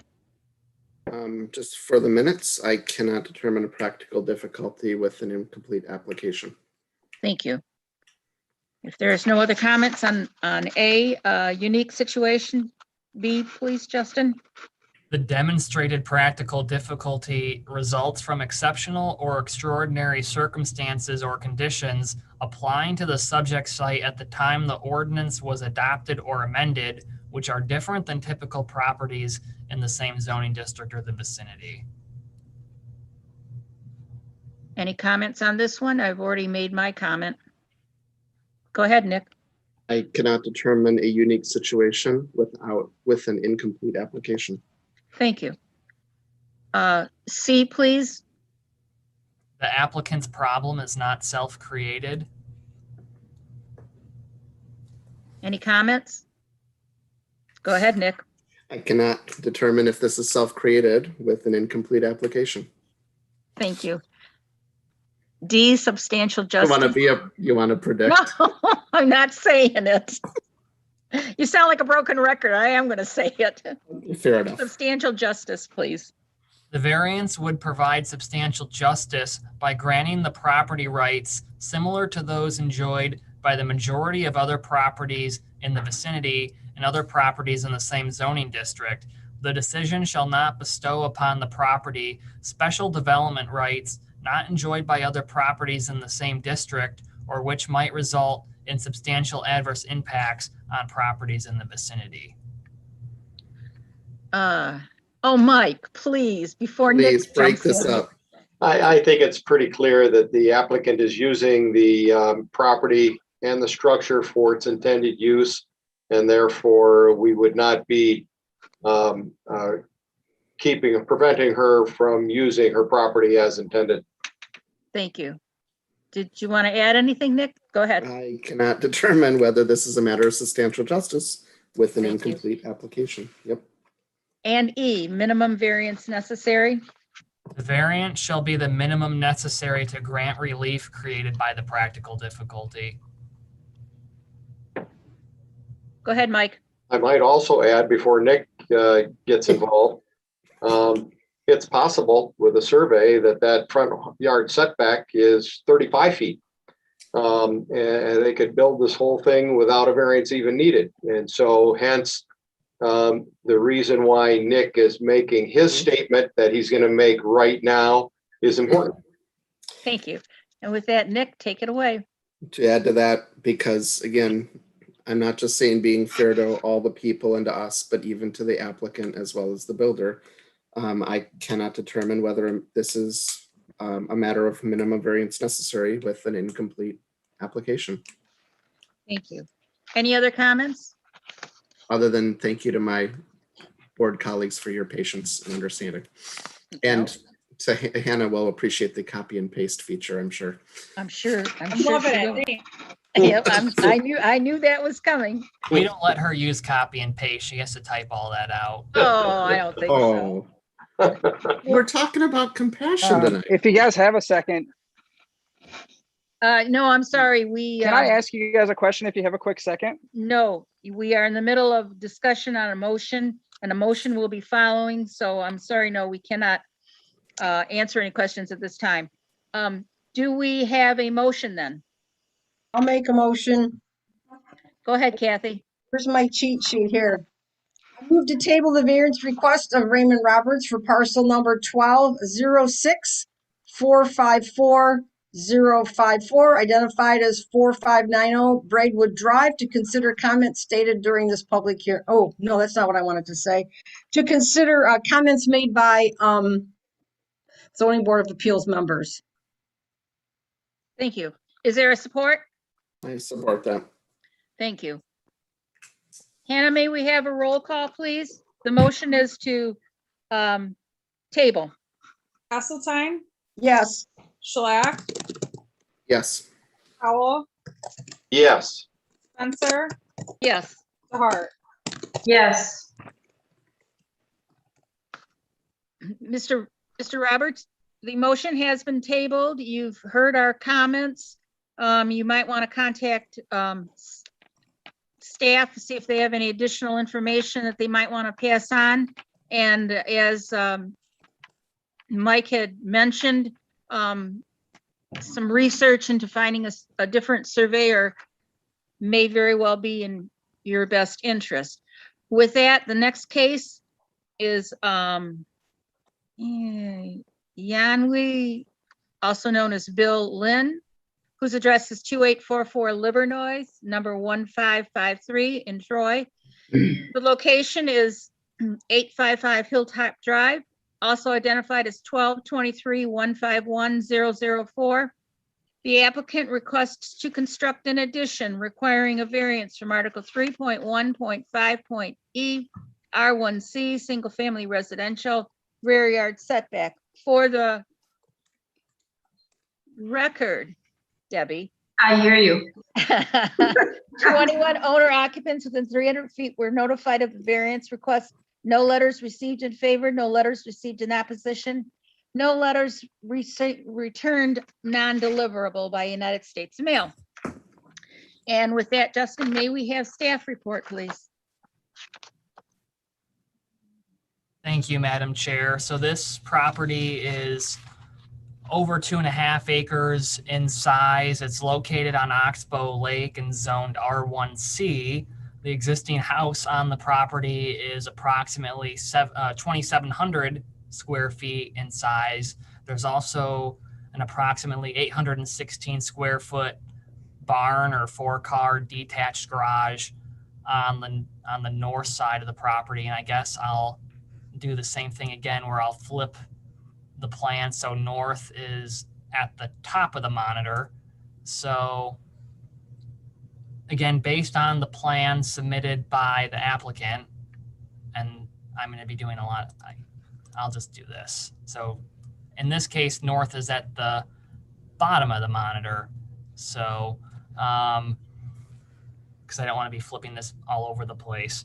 The plan submitted by the applicant, so this is a mortgage survey, and the applicant did not plot the proposed addition on this. They did a floor plan that's labeled with dimensions for the addition that's 460.75 square feet in size. The dimensions and size of the proposed covered porch are not provided. So there's two things that are being proposed: this addition off the back of the house and then a covered porch. Covered porch dimensions were not provided. This plan is not drawn to scale, so I wasn't able to ascertain that. And then the mortgage survey is also not a scalable document. The survey was submitted, or I should say the mortgage survey was dated October 26, 1993, prior to the pole barn being constructed.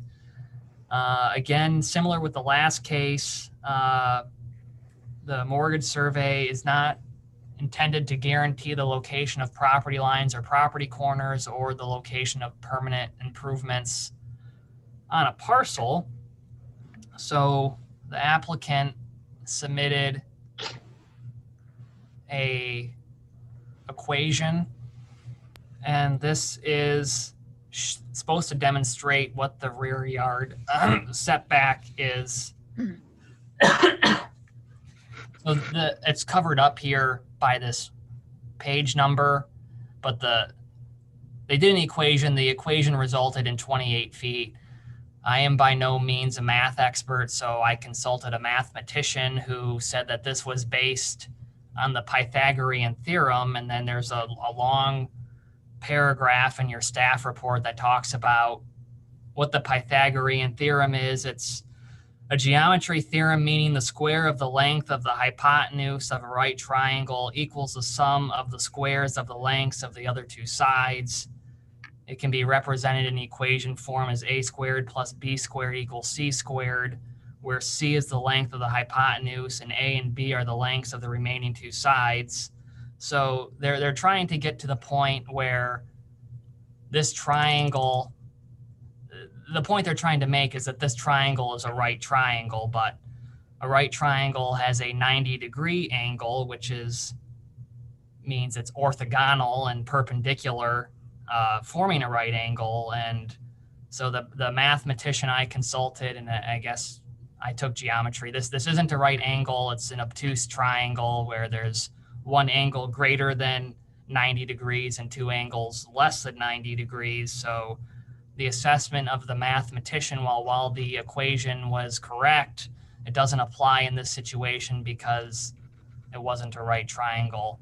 And then again, this is a mortgage survey, so there's no way to guarantee that these dimensions are accurate. So we tried to require a certified boundary survey for this case. So based on the equation, the applicant is proposing a 28-foot rear yard setback. So they're requesting a 7-foot variance because in R1C, there is a 35-foot rear yard setback. The applicant is present and I'd be glad to answer any questions. Thank you. Does anybody have any questions of staff? Go ahead, Debbie. Do we require a certified boundary survey on every case or just non-conforming properties? On non-conforming properties or on a parcel where there is a non-conforming structure, because the applicant wasn't able to demonstrate that this parcel, or I should say this property, or the structure on the property was conforming, a survey was required. Okay. Thank you. Nick? How are we making it clear to applicants what we need to make a fair decision for everybody involved? Do we have what, a written application? I mean, I kind of know this. I just want to have us all think about this. Sure. So if you'll just bear with me for a second, and I can show you our application package that is provided to every applicant. So it just may help to look at it. Let's see here. Share my screen. So this is a cover sheet to the application. So this is the standard application that you guys see. This is a cover sheet, and there's a checklist that everyone is supposed to go through. Completed signed application, letter of authorization from the property owner if the applicant is not the property owner, one copy of the plan or drawing, one copy of the certified survey, letter of denial from building department, copy of building permit application and application fee. So it's right on our cover sheet of the application of what a certified survey it's required. So I when people come in and there's no survey, I tell them they run the risk of either being denied or tabled because the application is incomplete. It's really helpful. I also consulted a mathematician as well, and because yeah, and so here's where I'm coming down on this. A right angle is necessary. How do I determine if it's a right angle without a proper survey? There is an incomplete application and we don't have all the data. And I'm thinking that we can hold 6 public hearings unless we, suspend the rule on that. And we have a lot of very fair cases, and tonight's may very well be very fair cases. But it's extremely hard to represent people well when we have to cram those into a certain framework of 6 and no more, and we have so many that just are not complete. Yeah, that's That's I where I'm will, at right I now. will also say, just real quick, the building official, when they write a denial letter, he puts in every denial letter, a certified boundary and location survey will be required by the ZBA. So they're also receiving that at the time of the denial of the building permit before they even get the variance application. Thank you for that as well, Justin. No, Go ahead, I Mike. think you all know how I feel. First of all, I want to say how impressed I am in Justin writing out his summary in beautifully describing the Pythagorean Theorem. Those of us that have minds that like this kind of thing eat that stuff up. And I might state that although the wrong formula was used, trigonometry can absolutely be used to determine distances and angles to find out distances. If in fact your knowledge and your controlled environment is in fact valid. And the whole point of this is that although they used the wrong formula, there is a right formula that math could have been used, but you really have to have the proper boundary to be able to even do anything from. If you're not measuring from the right point, then all your math is worthless. So that being said, I'm going to also point out that with a proper survey, if you take a look at this, the applicant actually is defining a setback from a traverse line that I described in the first appeal instead of the ordinary high water line. So that traverse line, again, is a point established in nothing. It's an arbitrary point established by a surveyor that he can draw lines from and measure things from. It in no way is a legal form, a legal line in any type of survey whatsoever. So that being said, with an actual certified survey, by golly, they might have 35 feet to the high water, ordinary high water line, and they don't even have to come to us for a rear yard setback. And so it's an issue that is well taken, and quite frankly, we can't even act on this, in my opinion. Thank you, Mike. Any other comments or questions for staff? I'd just like to make a suggestion. It seems to be the theme of the evening that for some reason the applicant either failed to comply or failed to understand. And I'm thinking that maybe we could do better in the language somehow to better explain to the applicant exactly what it is that we want to move forward with the process. It's tough because they have a right to appear before us, and shame on them if they're not reading the documentation and listening to staff. But quite frankly, they have a right to come to this board for an opinion, and then unfortunately take their time and their money and our time, and for us to explain that, we could play back what Nick said in the entire last application. We cannot come to a conclusion if we don't have the right data. Well, Justin, where do you think the failure is here? Are there people blatantly ignoring your advice, or do you think we could do a better job in trying to make it more clear what the expectations are? A lot of people, don't necessarily, understand at a high level if not to insult people, but most, if you want to take the average reading level, it's, some of that stuff's pretty, I don't know, could be considered complicated by some. Justin, where do you think the failure is here? I think the township does a pretty good job at outlining the application requirements. The zoning ordinance is pretty clear. You, by way of resolution, have documented your position on this. Our application has a checklist. The reason I wear a tie during meetings is so people take me seriously. Maybe some people come to the counter and say, oh, there's the young kid in the office. I'm just going to submit this and we'll see what happens.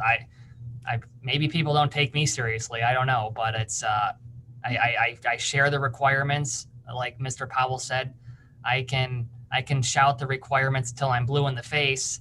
They have a right, if they insist upon coming before you and they pay their application fee, then I have to let them come before you. And then I warn them of the risk. They run the risk of either being denied or tabled if they don't have a complete application. So I really don't know if it's a disconnect or maybe I can communicate it better, but I think generally the township does a good job of communicating the requirements. But it's like you said, Justin, if I am submitting an application to you and you tell me, look, you stand a really good chance of getting tabled or denied unless you get that survey that they want, that's on our application that the building official said was necessary to appear before us. And I still say to you, I don't care, I paid my money, I want to come before you. Then they're putting the burden on us to try and make a determination based on insignificant information or no information at all. Is that kind of like what I'm seeing happening? It is, and by what I'm about to say is no means an attack on anybody or any process, but things have been done in this township for a certain way for a long time, and there's different staff here than there was 20 years ago and 30 years ago, and the staff here in the building department and the planning department are following the processes outlined in the ordinance. So I think maybe there's just a general history of maybe people were used to doing things a certain way and the way is changing.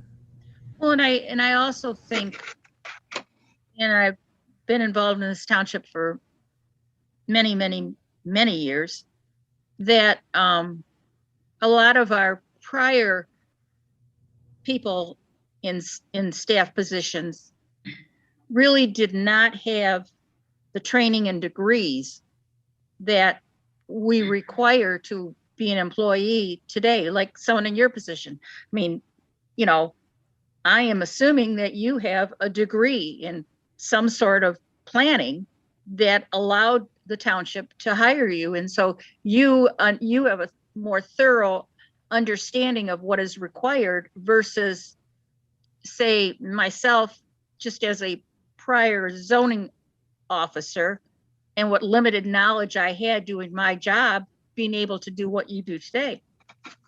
So. And I just want to say, you know, I want to be, as I know all of us, we want to be compassionate. We want to be understanding. We want to work with people to be able to use their property, you know, perhaps, you know, in a way that best enhances, you know, their situation, perhaps their neighborhood as well.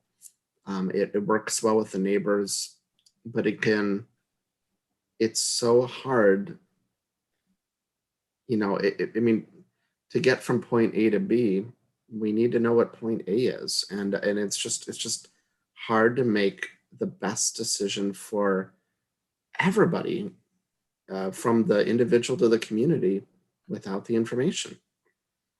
And so I you know, and I don't think we're actually, say, getting stricter. I think we're saying we need the information so we can help as many people and make this as right as possible. And fair, not arbitrary, not Yeah. arbitrary and capricious like possibly has happened in the past. True.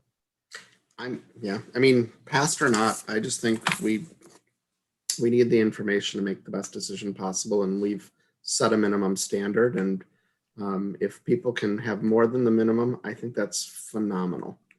Regardless of what happened in the past, you know, we have our application and we have our ordinance and Yeah. following it. So I don't think that anyone can fault the zoning board of appeals or the staff or the township for just carrying out the policies that have been provided to us.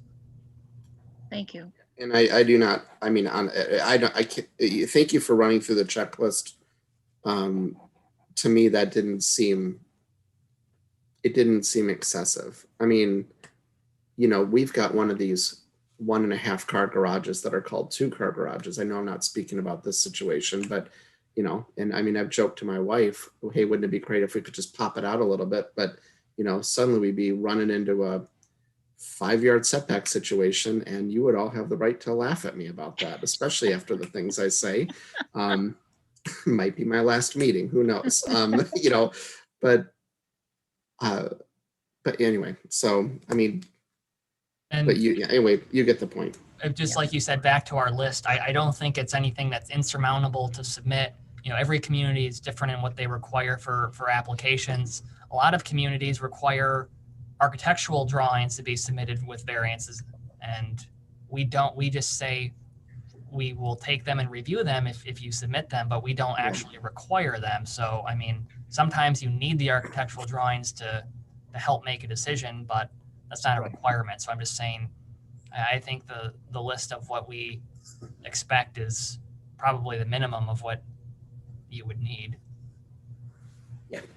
Any other questions of staff? If not, I will open it to Mr. Lynn. Mr. Lynn, if you're available, you've heard our comments so far. Let us know. Go ahead. Yeah, this is the first time I joined this kind of meeting. I just want to, make the bigger tub. But right now, the current, my deck have a tub. I just make the bigger tub so my wife and I can walking in the waters because of we have a knee problem. And also, I don't know the survey, which one's is good for you guys. I don't know. So when I found a survey, I thought it's good. So that's why, but there's no dimension. That's why I created some calculation and I measure it's about close enough. So because of the lack of my is huge. I call a couple of survey company. It's cost about $3,000 to $5,000 to do the survey. And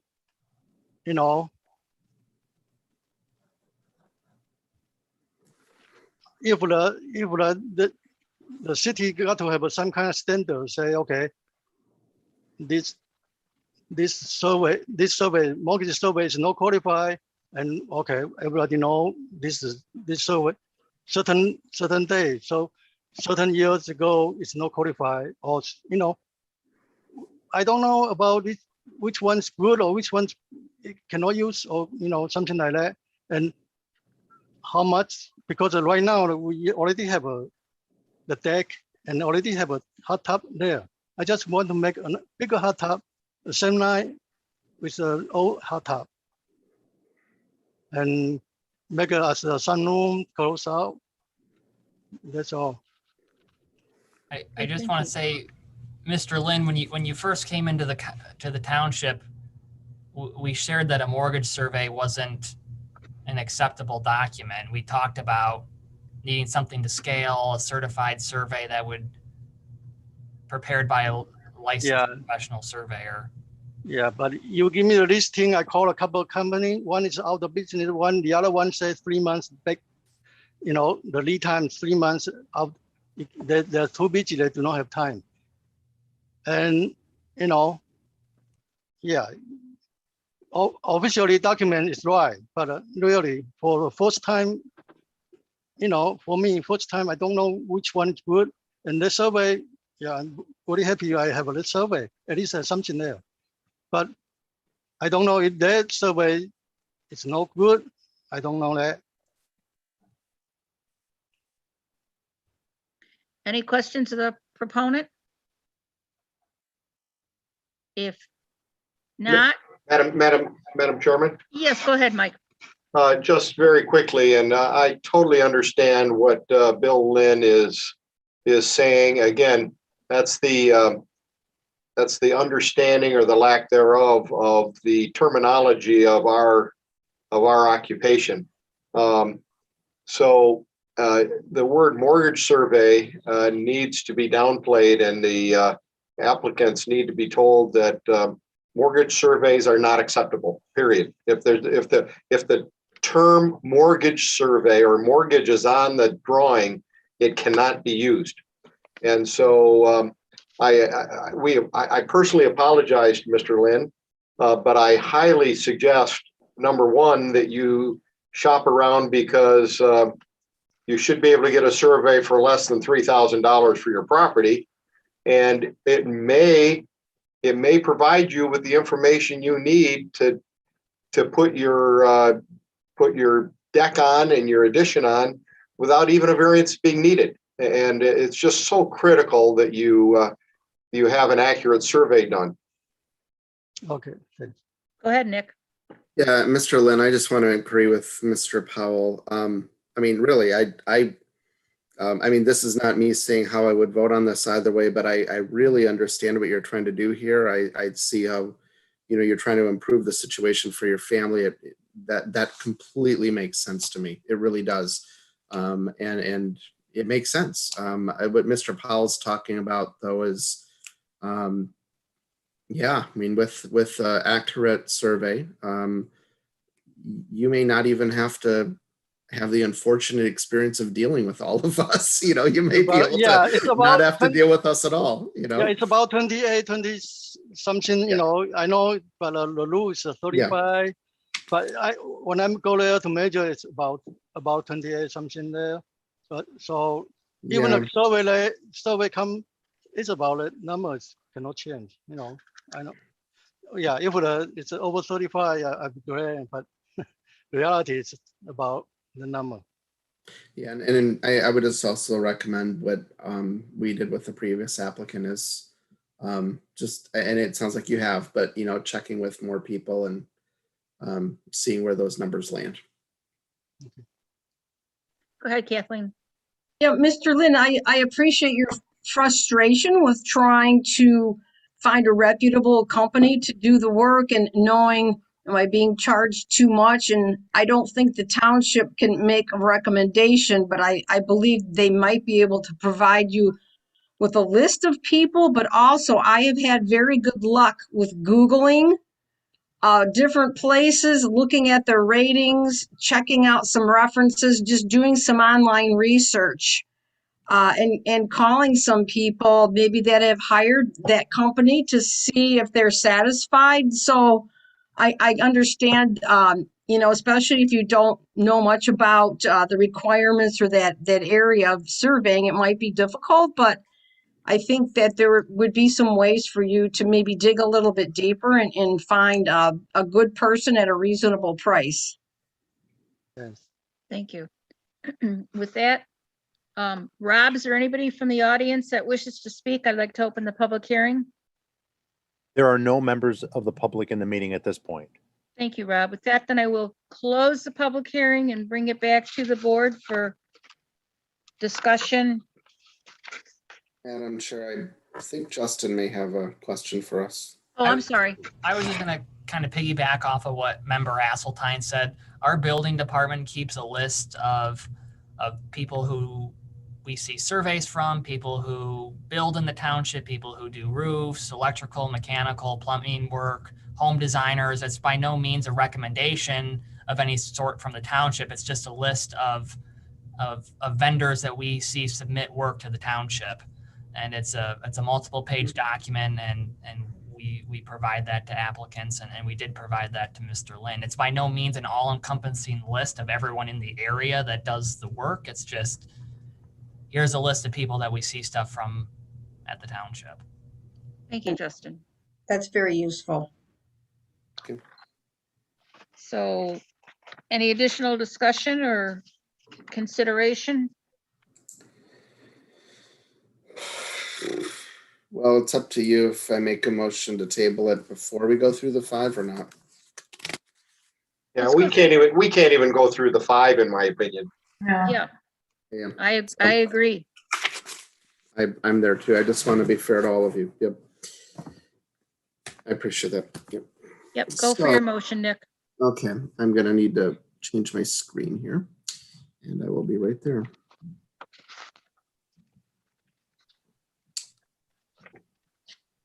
Okay. Mr. Lin, I want to pronounce your first name correctly. Could you assist me with that? How is it?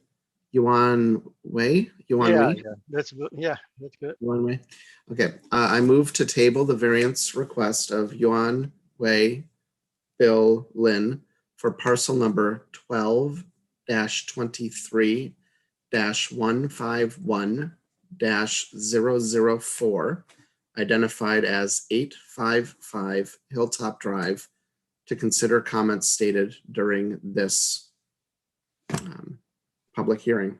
I know public was not here, but that is technically what it is. Do we have a support? Support. Thank you, Kathleen.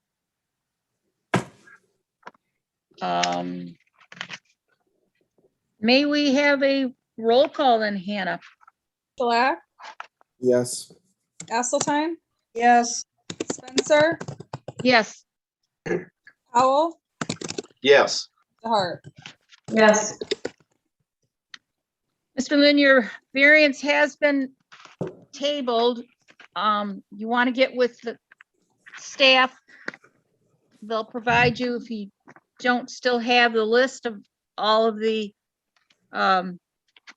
surveyors and whomever, but we cannot proceed until we get that survey. Okay. Thank you. Our next, you. Thank our you, next, Mr. thank you. Our next case is Derek and Caitlin Byrell, I hope pronounced it right. The address is 12201 William Randy Court, also identified as 1215-276-013. The applicant requests to extend the permit period for the temporary use of a motor home or trailer, camper, or travel, requiring a variance from Article 7.21.b, permit for temporary use of motor home, manufactured home, or travel trailer. For the record, 21 owner occupants within 300 feet were notified of the proposed variance. No letters received in favor, no letters received in opposition, and no letters returned by United States Mail. And with that, may we have staff report, please? Thank you, Madam Chair. On the screen is an aerial photo of the property. Tigardine Road is located to the west of the property. Pontiac Lake Road is located to the north. William Randy Court is the name. This is actually a private road. It's essentially their driveway, but if you were confused on where it was the east side of Tigardine Road. So this property that's ringed in red is 3.5 acres in size, and it's zoned suburban farms. The existing house on the property is about 1,900 square feet. And again, it's served by a private well and septic system. The applicants are requesting to reside in a trailer on the property for a period longer than 4 weeks. The zoning ordinance allows the township to issue a permit for the occupancy of a motor home or travel trailer on a residential property for a period not to exceed 4 weeks. And the ordinance says that adequate sanitary facilities and water facilities must be available to service the occupants of the motor home or the travel trailer. No more than one permit can be issued to a residential property in a calendar year. The applicant's house received, or I should say sustained, major damage from the July 24th tornado event. After assessing the damage, staff determined the house was uninhabitable. The applicants have expressed desire to reside on the property while the house is repaired, and they stated at least 6 months would be needed. So what's being requested tonight is a variance to extend the permit period to allow the trailer to be on the property and occupied for longer than 4 weeks. I don't believe that the trailer is on the property yet. When I drove by the site this week, the driveway was gated off. So I was looking back. I thought maybe I saw the trailer back there, but I wasn't sure. So maybe the applicant can answer if it's already there or not. But so the variance standard is 4 weeks. And the way that this request was written was a variance of 48 weeks or until the house becomes habitable, whichever occurs first. So that's essentially resulting in a permit period validity of 1 year from the date of variance approval.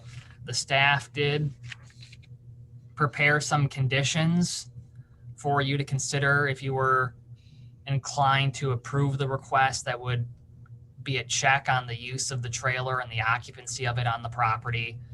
If you have any questions, I'd be glad to answer them, and the applicants are present tonight.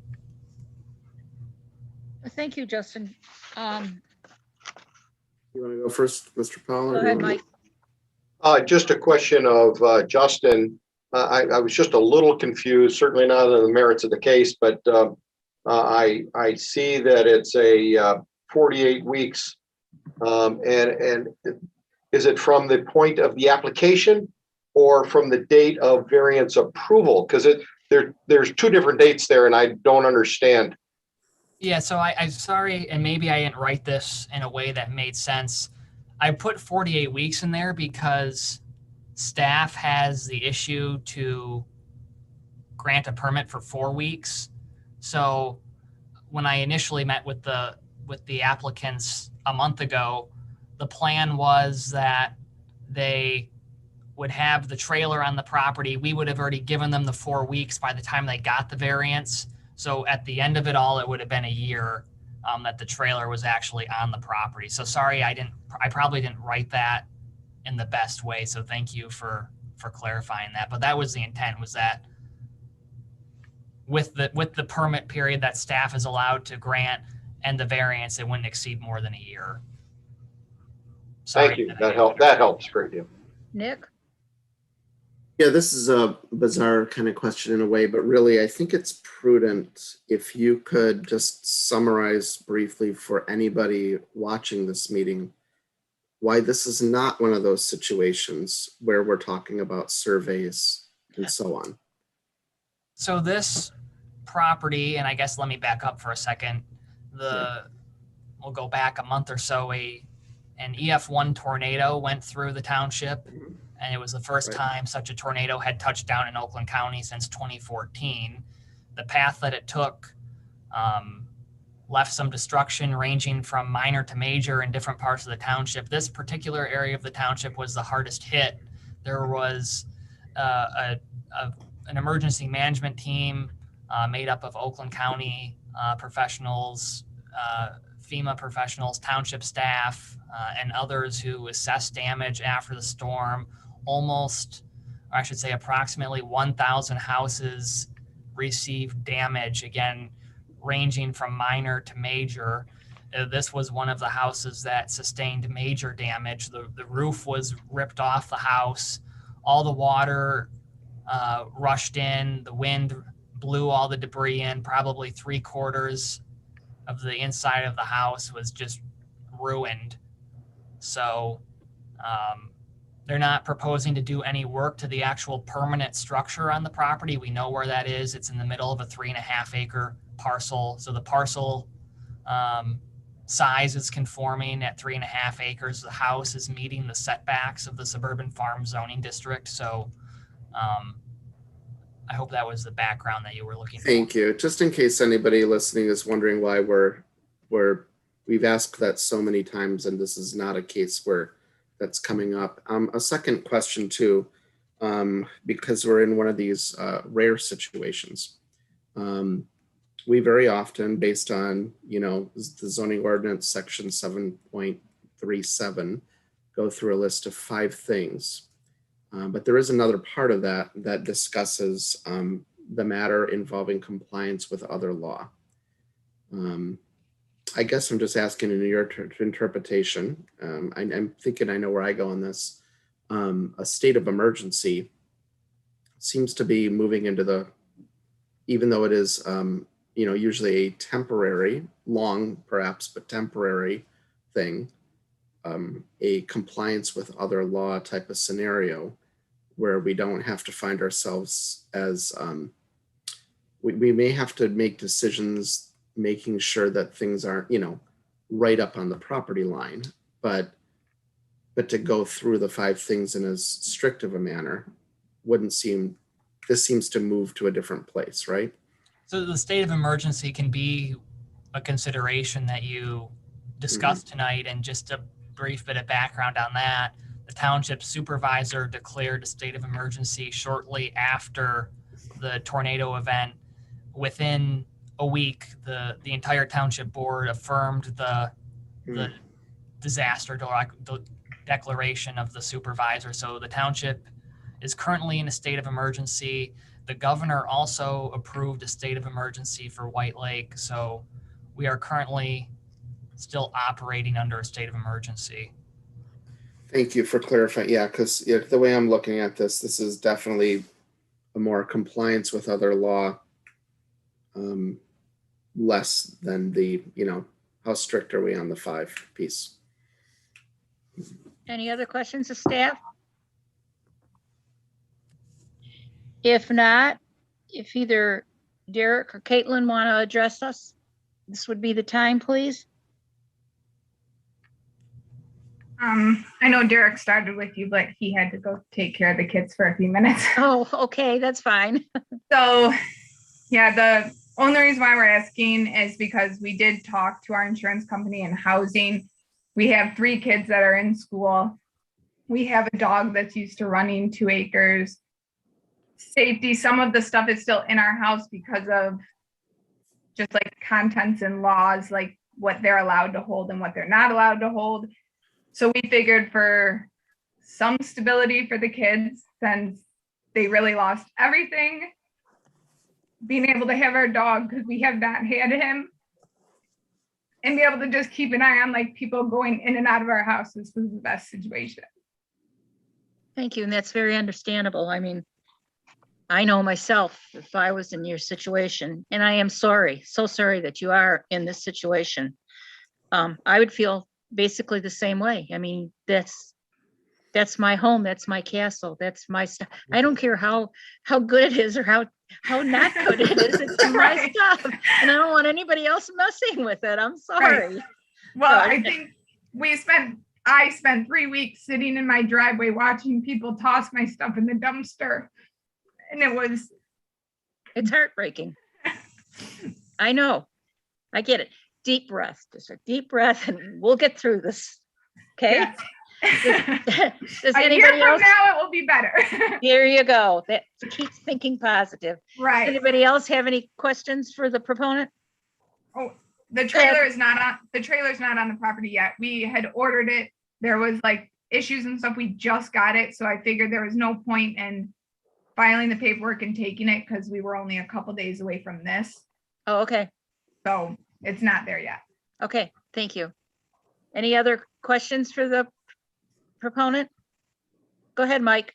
Oh, Yeah, and this is more because quite frankly, I was one of those fortunate or unfortunate ones that did some of the FEMA inspections and called upon, and seeing my fellow residents go through what they had to go through. And I lost a car. I've not had a car since then because I was out driving in it right while it was happening, just half a mile from your house.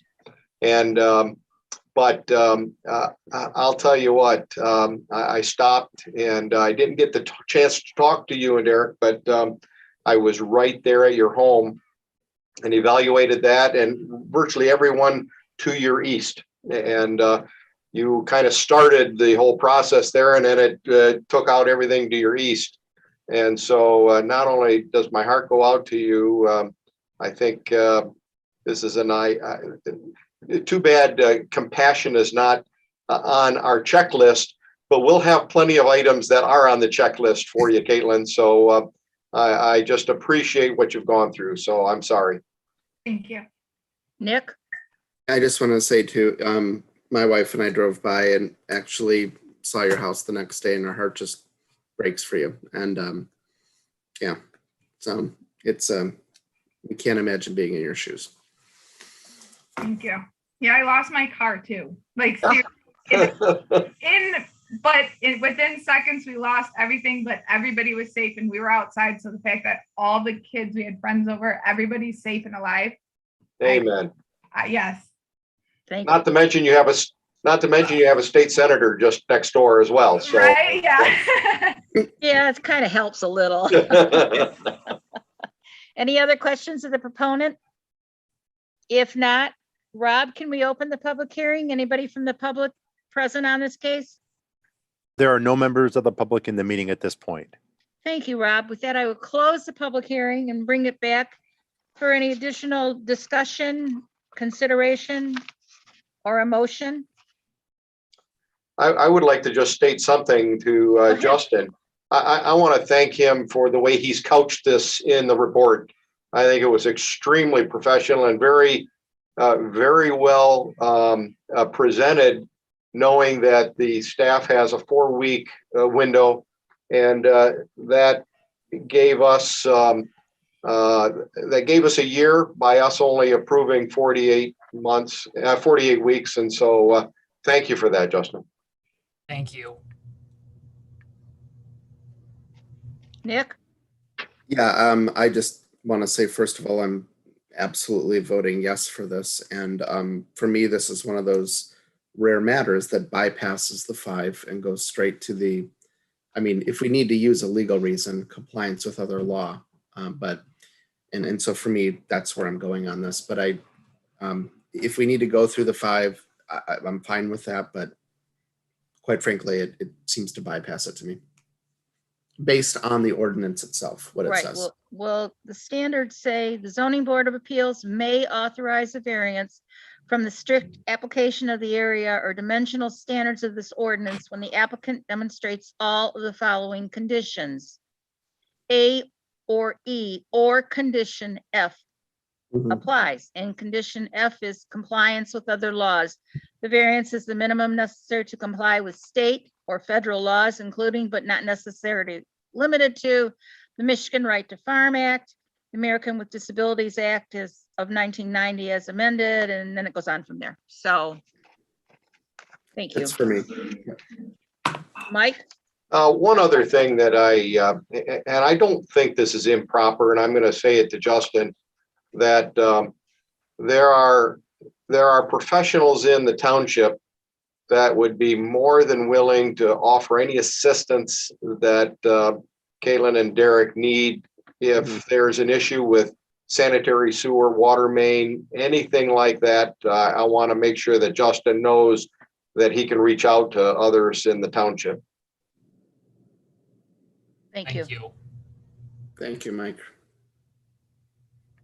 So, Justin, do we go through them all, or is what I said going to be good enough and you want to repeat it for the record?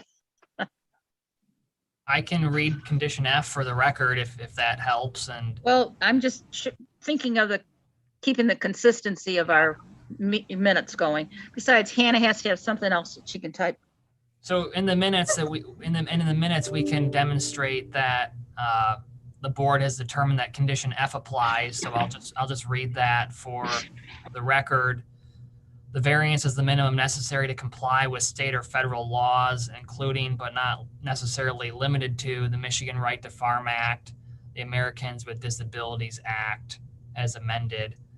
And again, I would think other township laws or disaster declarations would apply in this condition.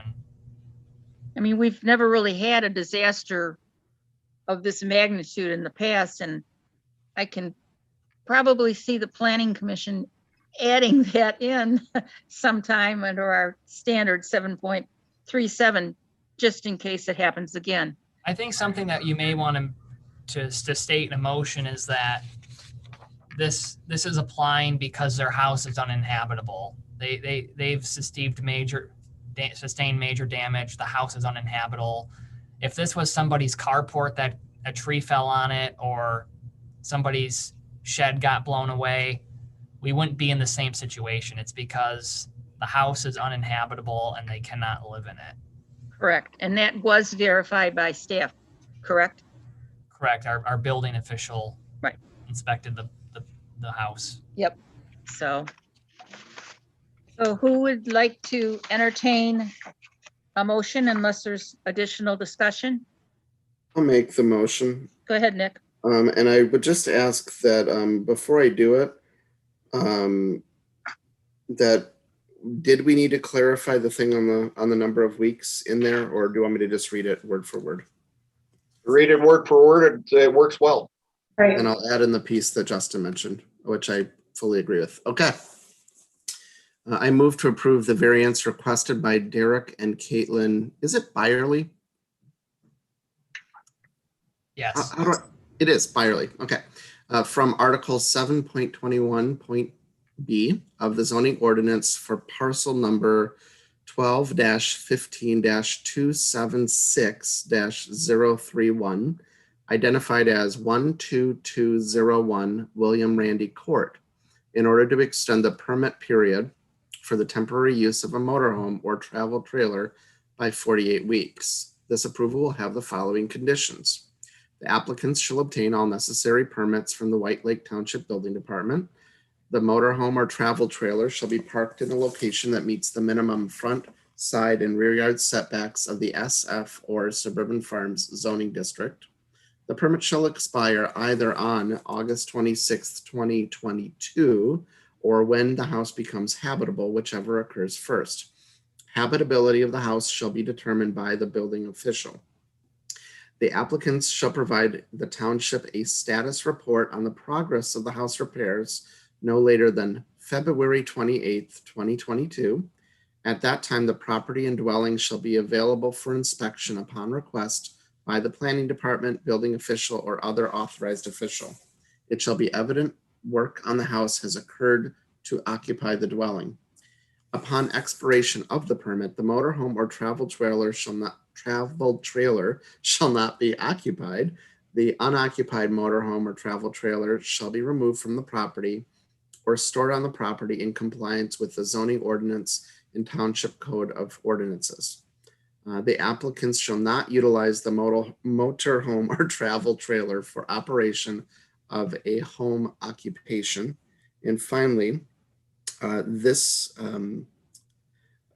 special use of with part subsection F is applying because the applicant's house is uninhabitable as supported by the determination of the building official, as well as both the township and state of Michigan's states of emergency. I'll support that. Thank you. I was writing the balance of it down. Thank you, Kathy. With that,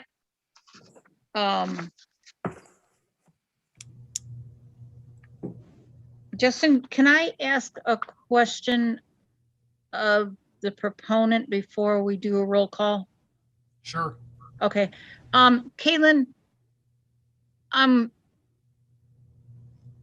is the insurance ready to move forward on this? I'm just kind of concerned, that's all. So the estimate came through actually on Tuesday, but because it's so large, it's taking time, but it's written up. We have a contractor who was doing our mitigation is already like lined up. They're trying, like the roof, we have everything is all set. We're just waiting for the check. And so they were thinking Monday or Tuesday, we should have the money in our bank account to start like the roof and get the house, like, I guess, weather tight. Okay. I thought about asking it and then it slipped my mind. Thank you. I appreciate that. With that, may we have a roll call, Hannah? Black, Yes. Esseltine, Yes. Spencer, Yes. Howell, Yes. DeHart. Yes. Okay, Caitlin, you do have your variance. Please give staff a week or so. You're going to need a rough draft copy of our minutes to give to your people that are going to be pulling the permit so that when they come down to the building department, the building officials know that we granted the variance, and then you can move forward. Okay, thank you. Okay, thank you. Good luck. Good luck. Thanks. Wish you the best. Thanks. Any other business, Justin? There is no, oh, sorry. I guess Mike? I'll take questions if it's, if you want to have question with staff time. Kathleen, go ahead. I just wanted to clarify some of my comments earlier about why do we have all these applicants that didn't understand, the process? Because it's just kind of a weird night, but I want to say that I think Justin's doing a fine job. And I think since he's come on board and since his training, that this whole board has reached a new level of professionalism. And I also congratulate my fellow board members and how we waded our way through a very unusual night. So that's all I have to say. Well, thank you. Next meeting, September 23rd. I understand we're going to have some good cases. I did want to bring something up, Madam Chairman. Sure. Go ahead, Mike. I did bring up to the board, the township board at the last meeting, that some of the unusual cases we have had recently, not the least of which was the definition of story on the one where the walkout was on the front instead of the back of a home. So that one, and then the one where the home was built larger than what was presented to us, and a couple others. And so I've asked the planning department to look at those and maybe take them to the planning commission for evaluation and see whether or not some of those definitions might need to be changed. It's anything that we can do to help us out, certainly. And I wanted the planning commission to help us out. Thank you, Mike. Thank you for doing that. I appreciate it. I'll take that back also, Mike. Thank you. Do we have a motion to adjourn? I'll make a motion to adjourn. Thank you, Debbie. Do we have a support? Oh, come on. Yes, support. Thank you. I'm not sure I have enough information to vote. I have to work for another hour, so. All in favor, aye? Aye.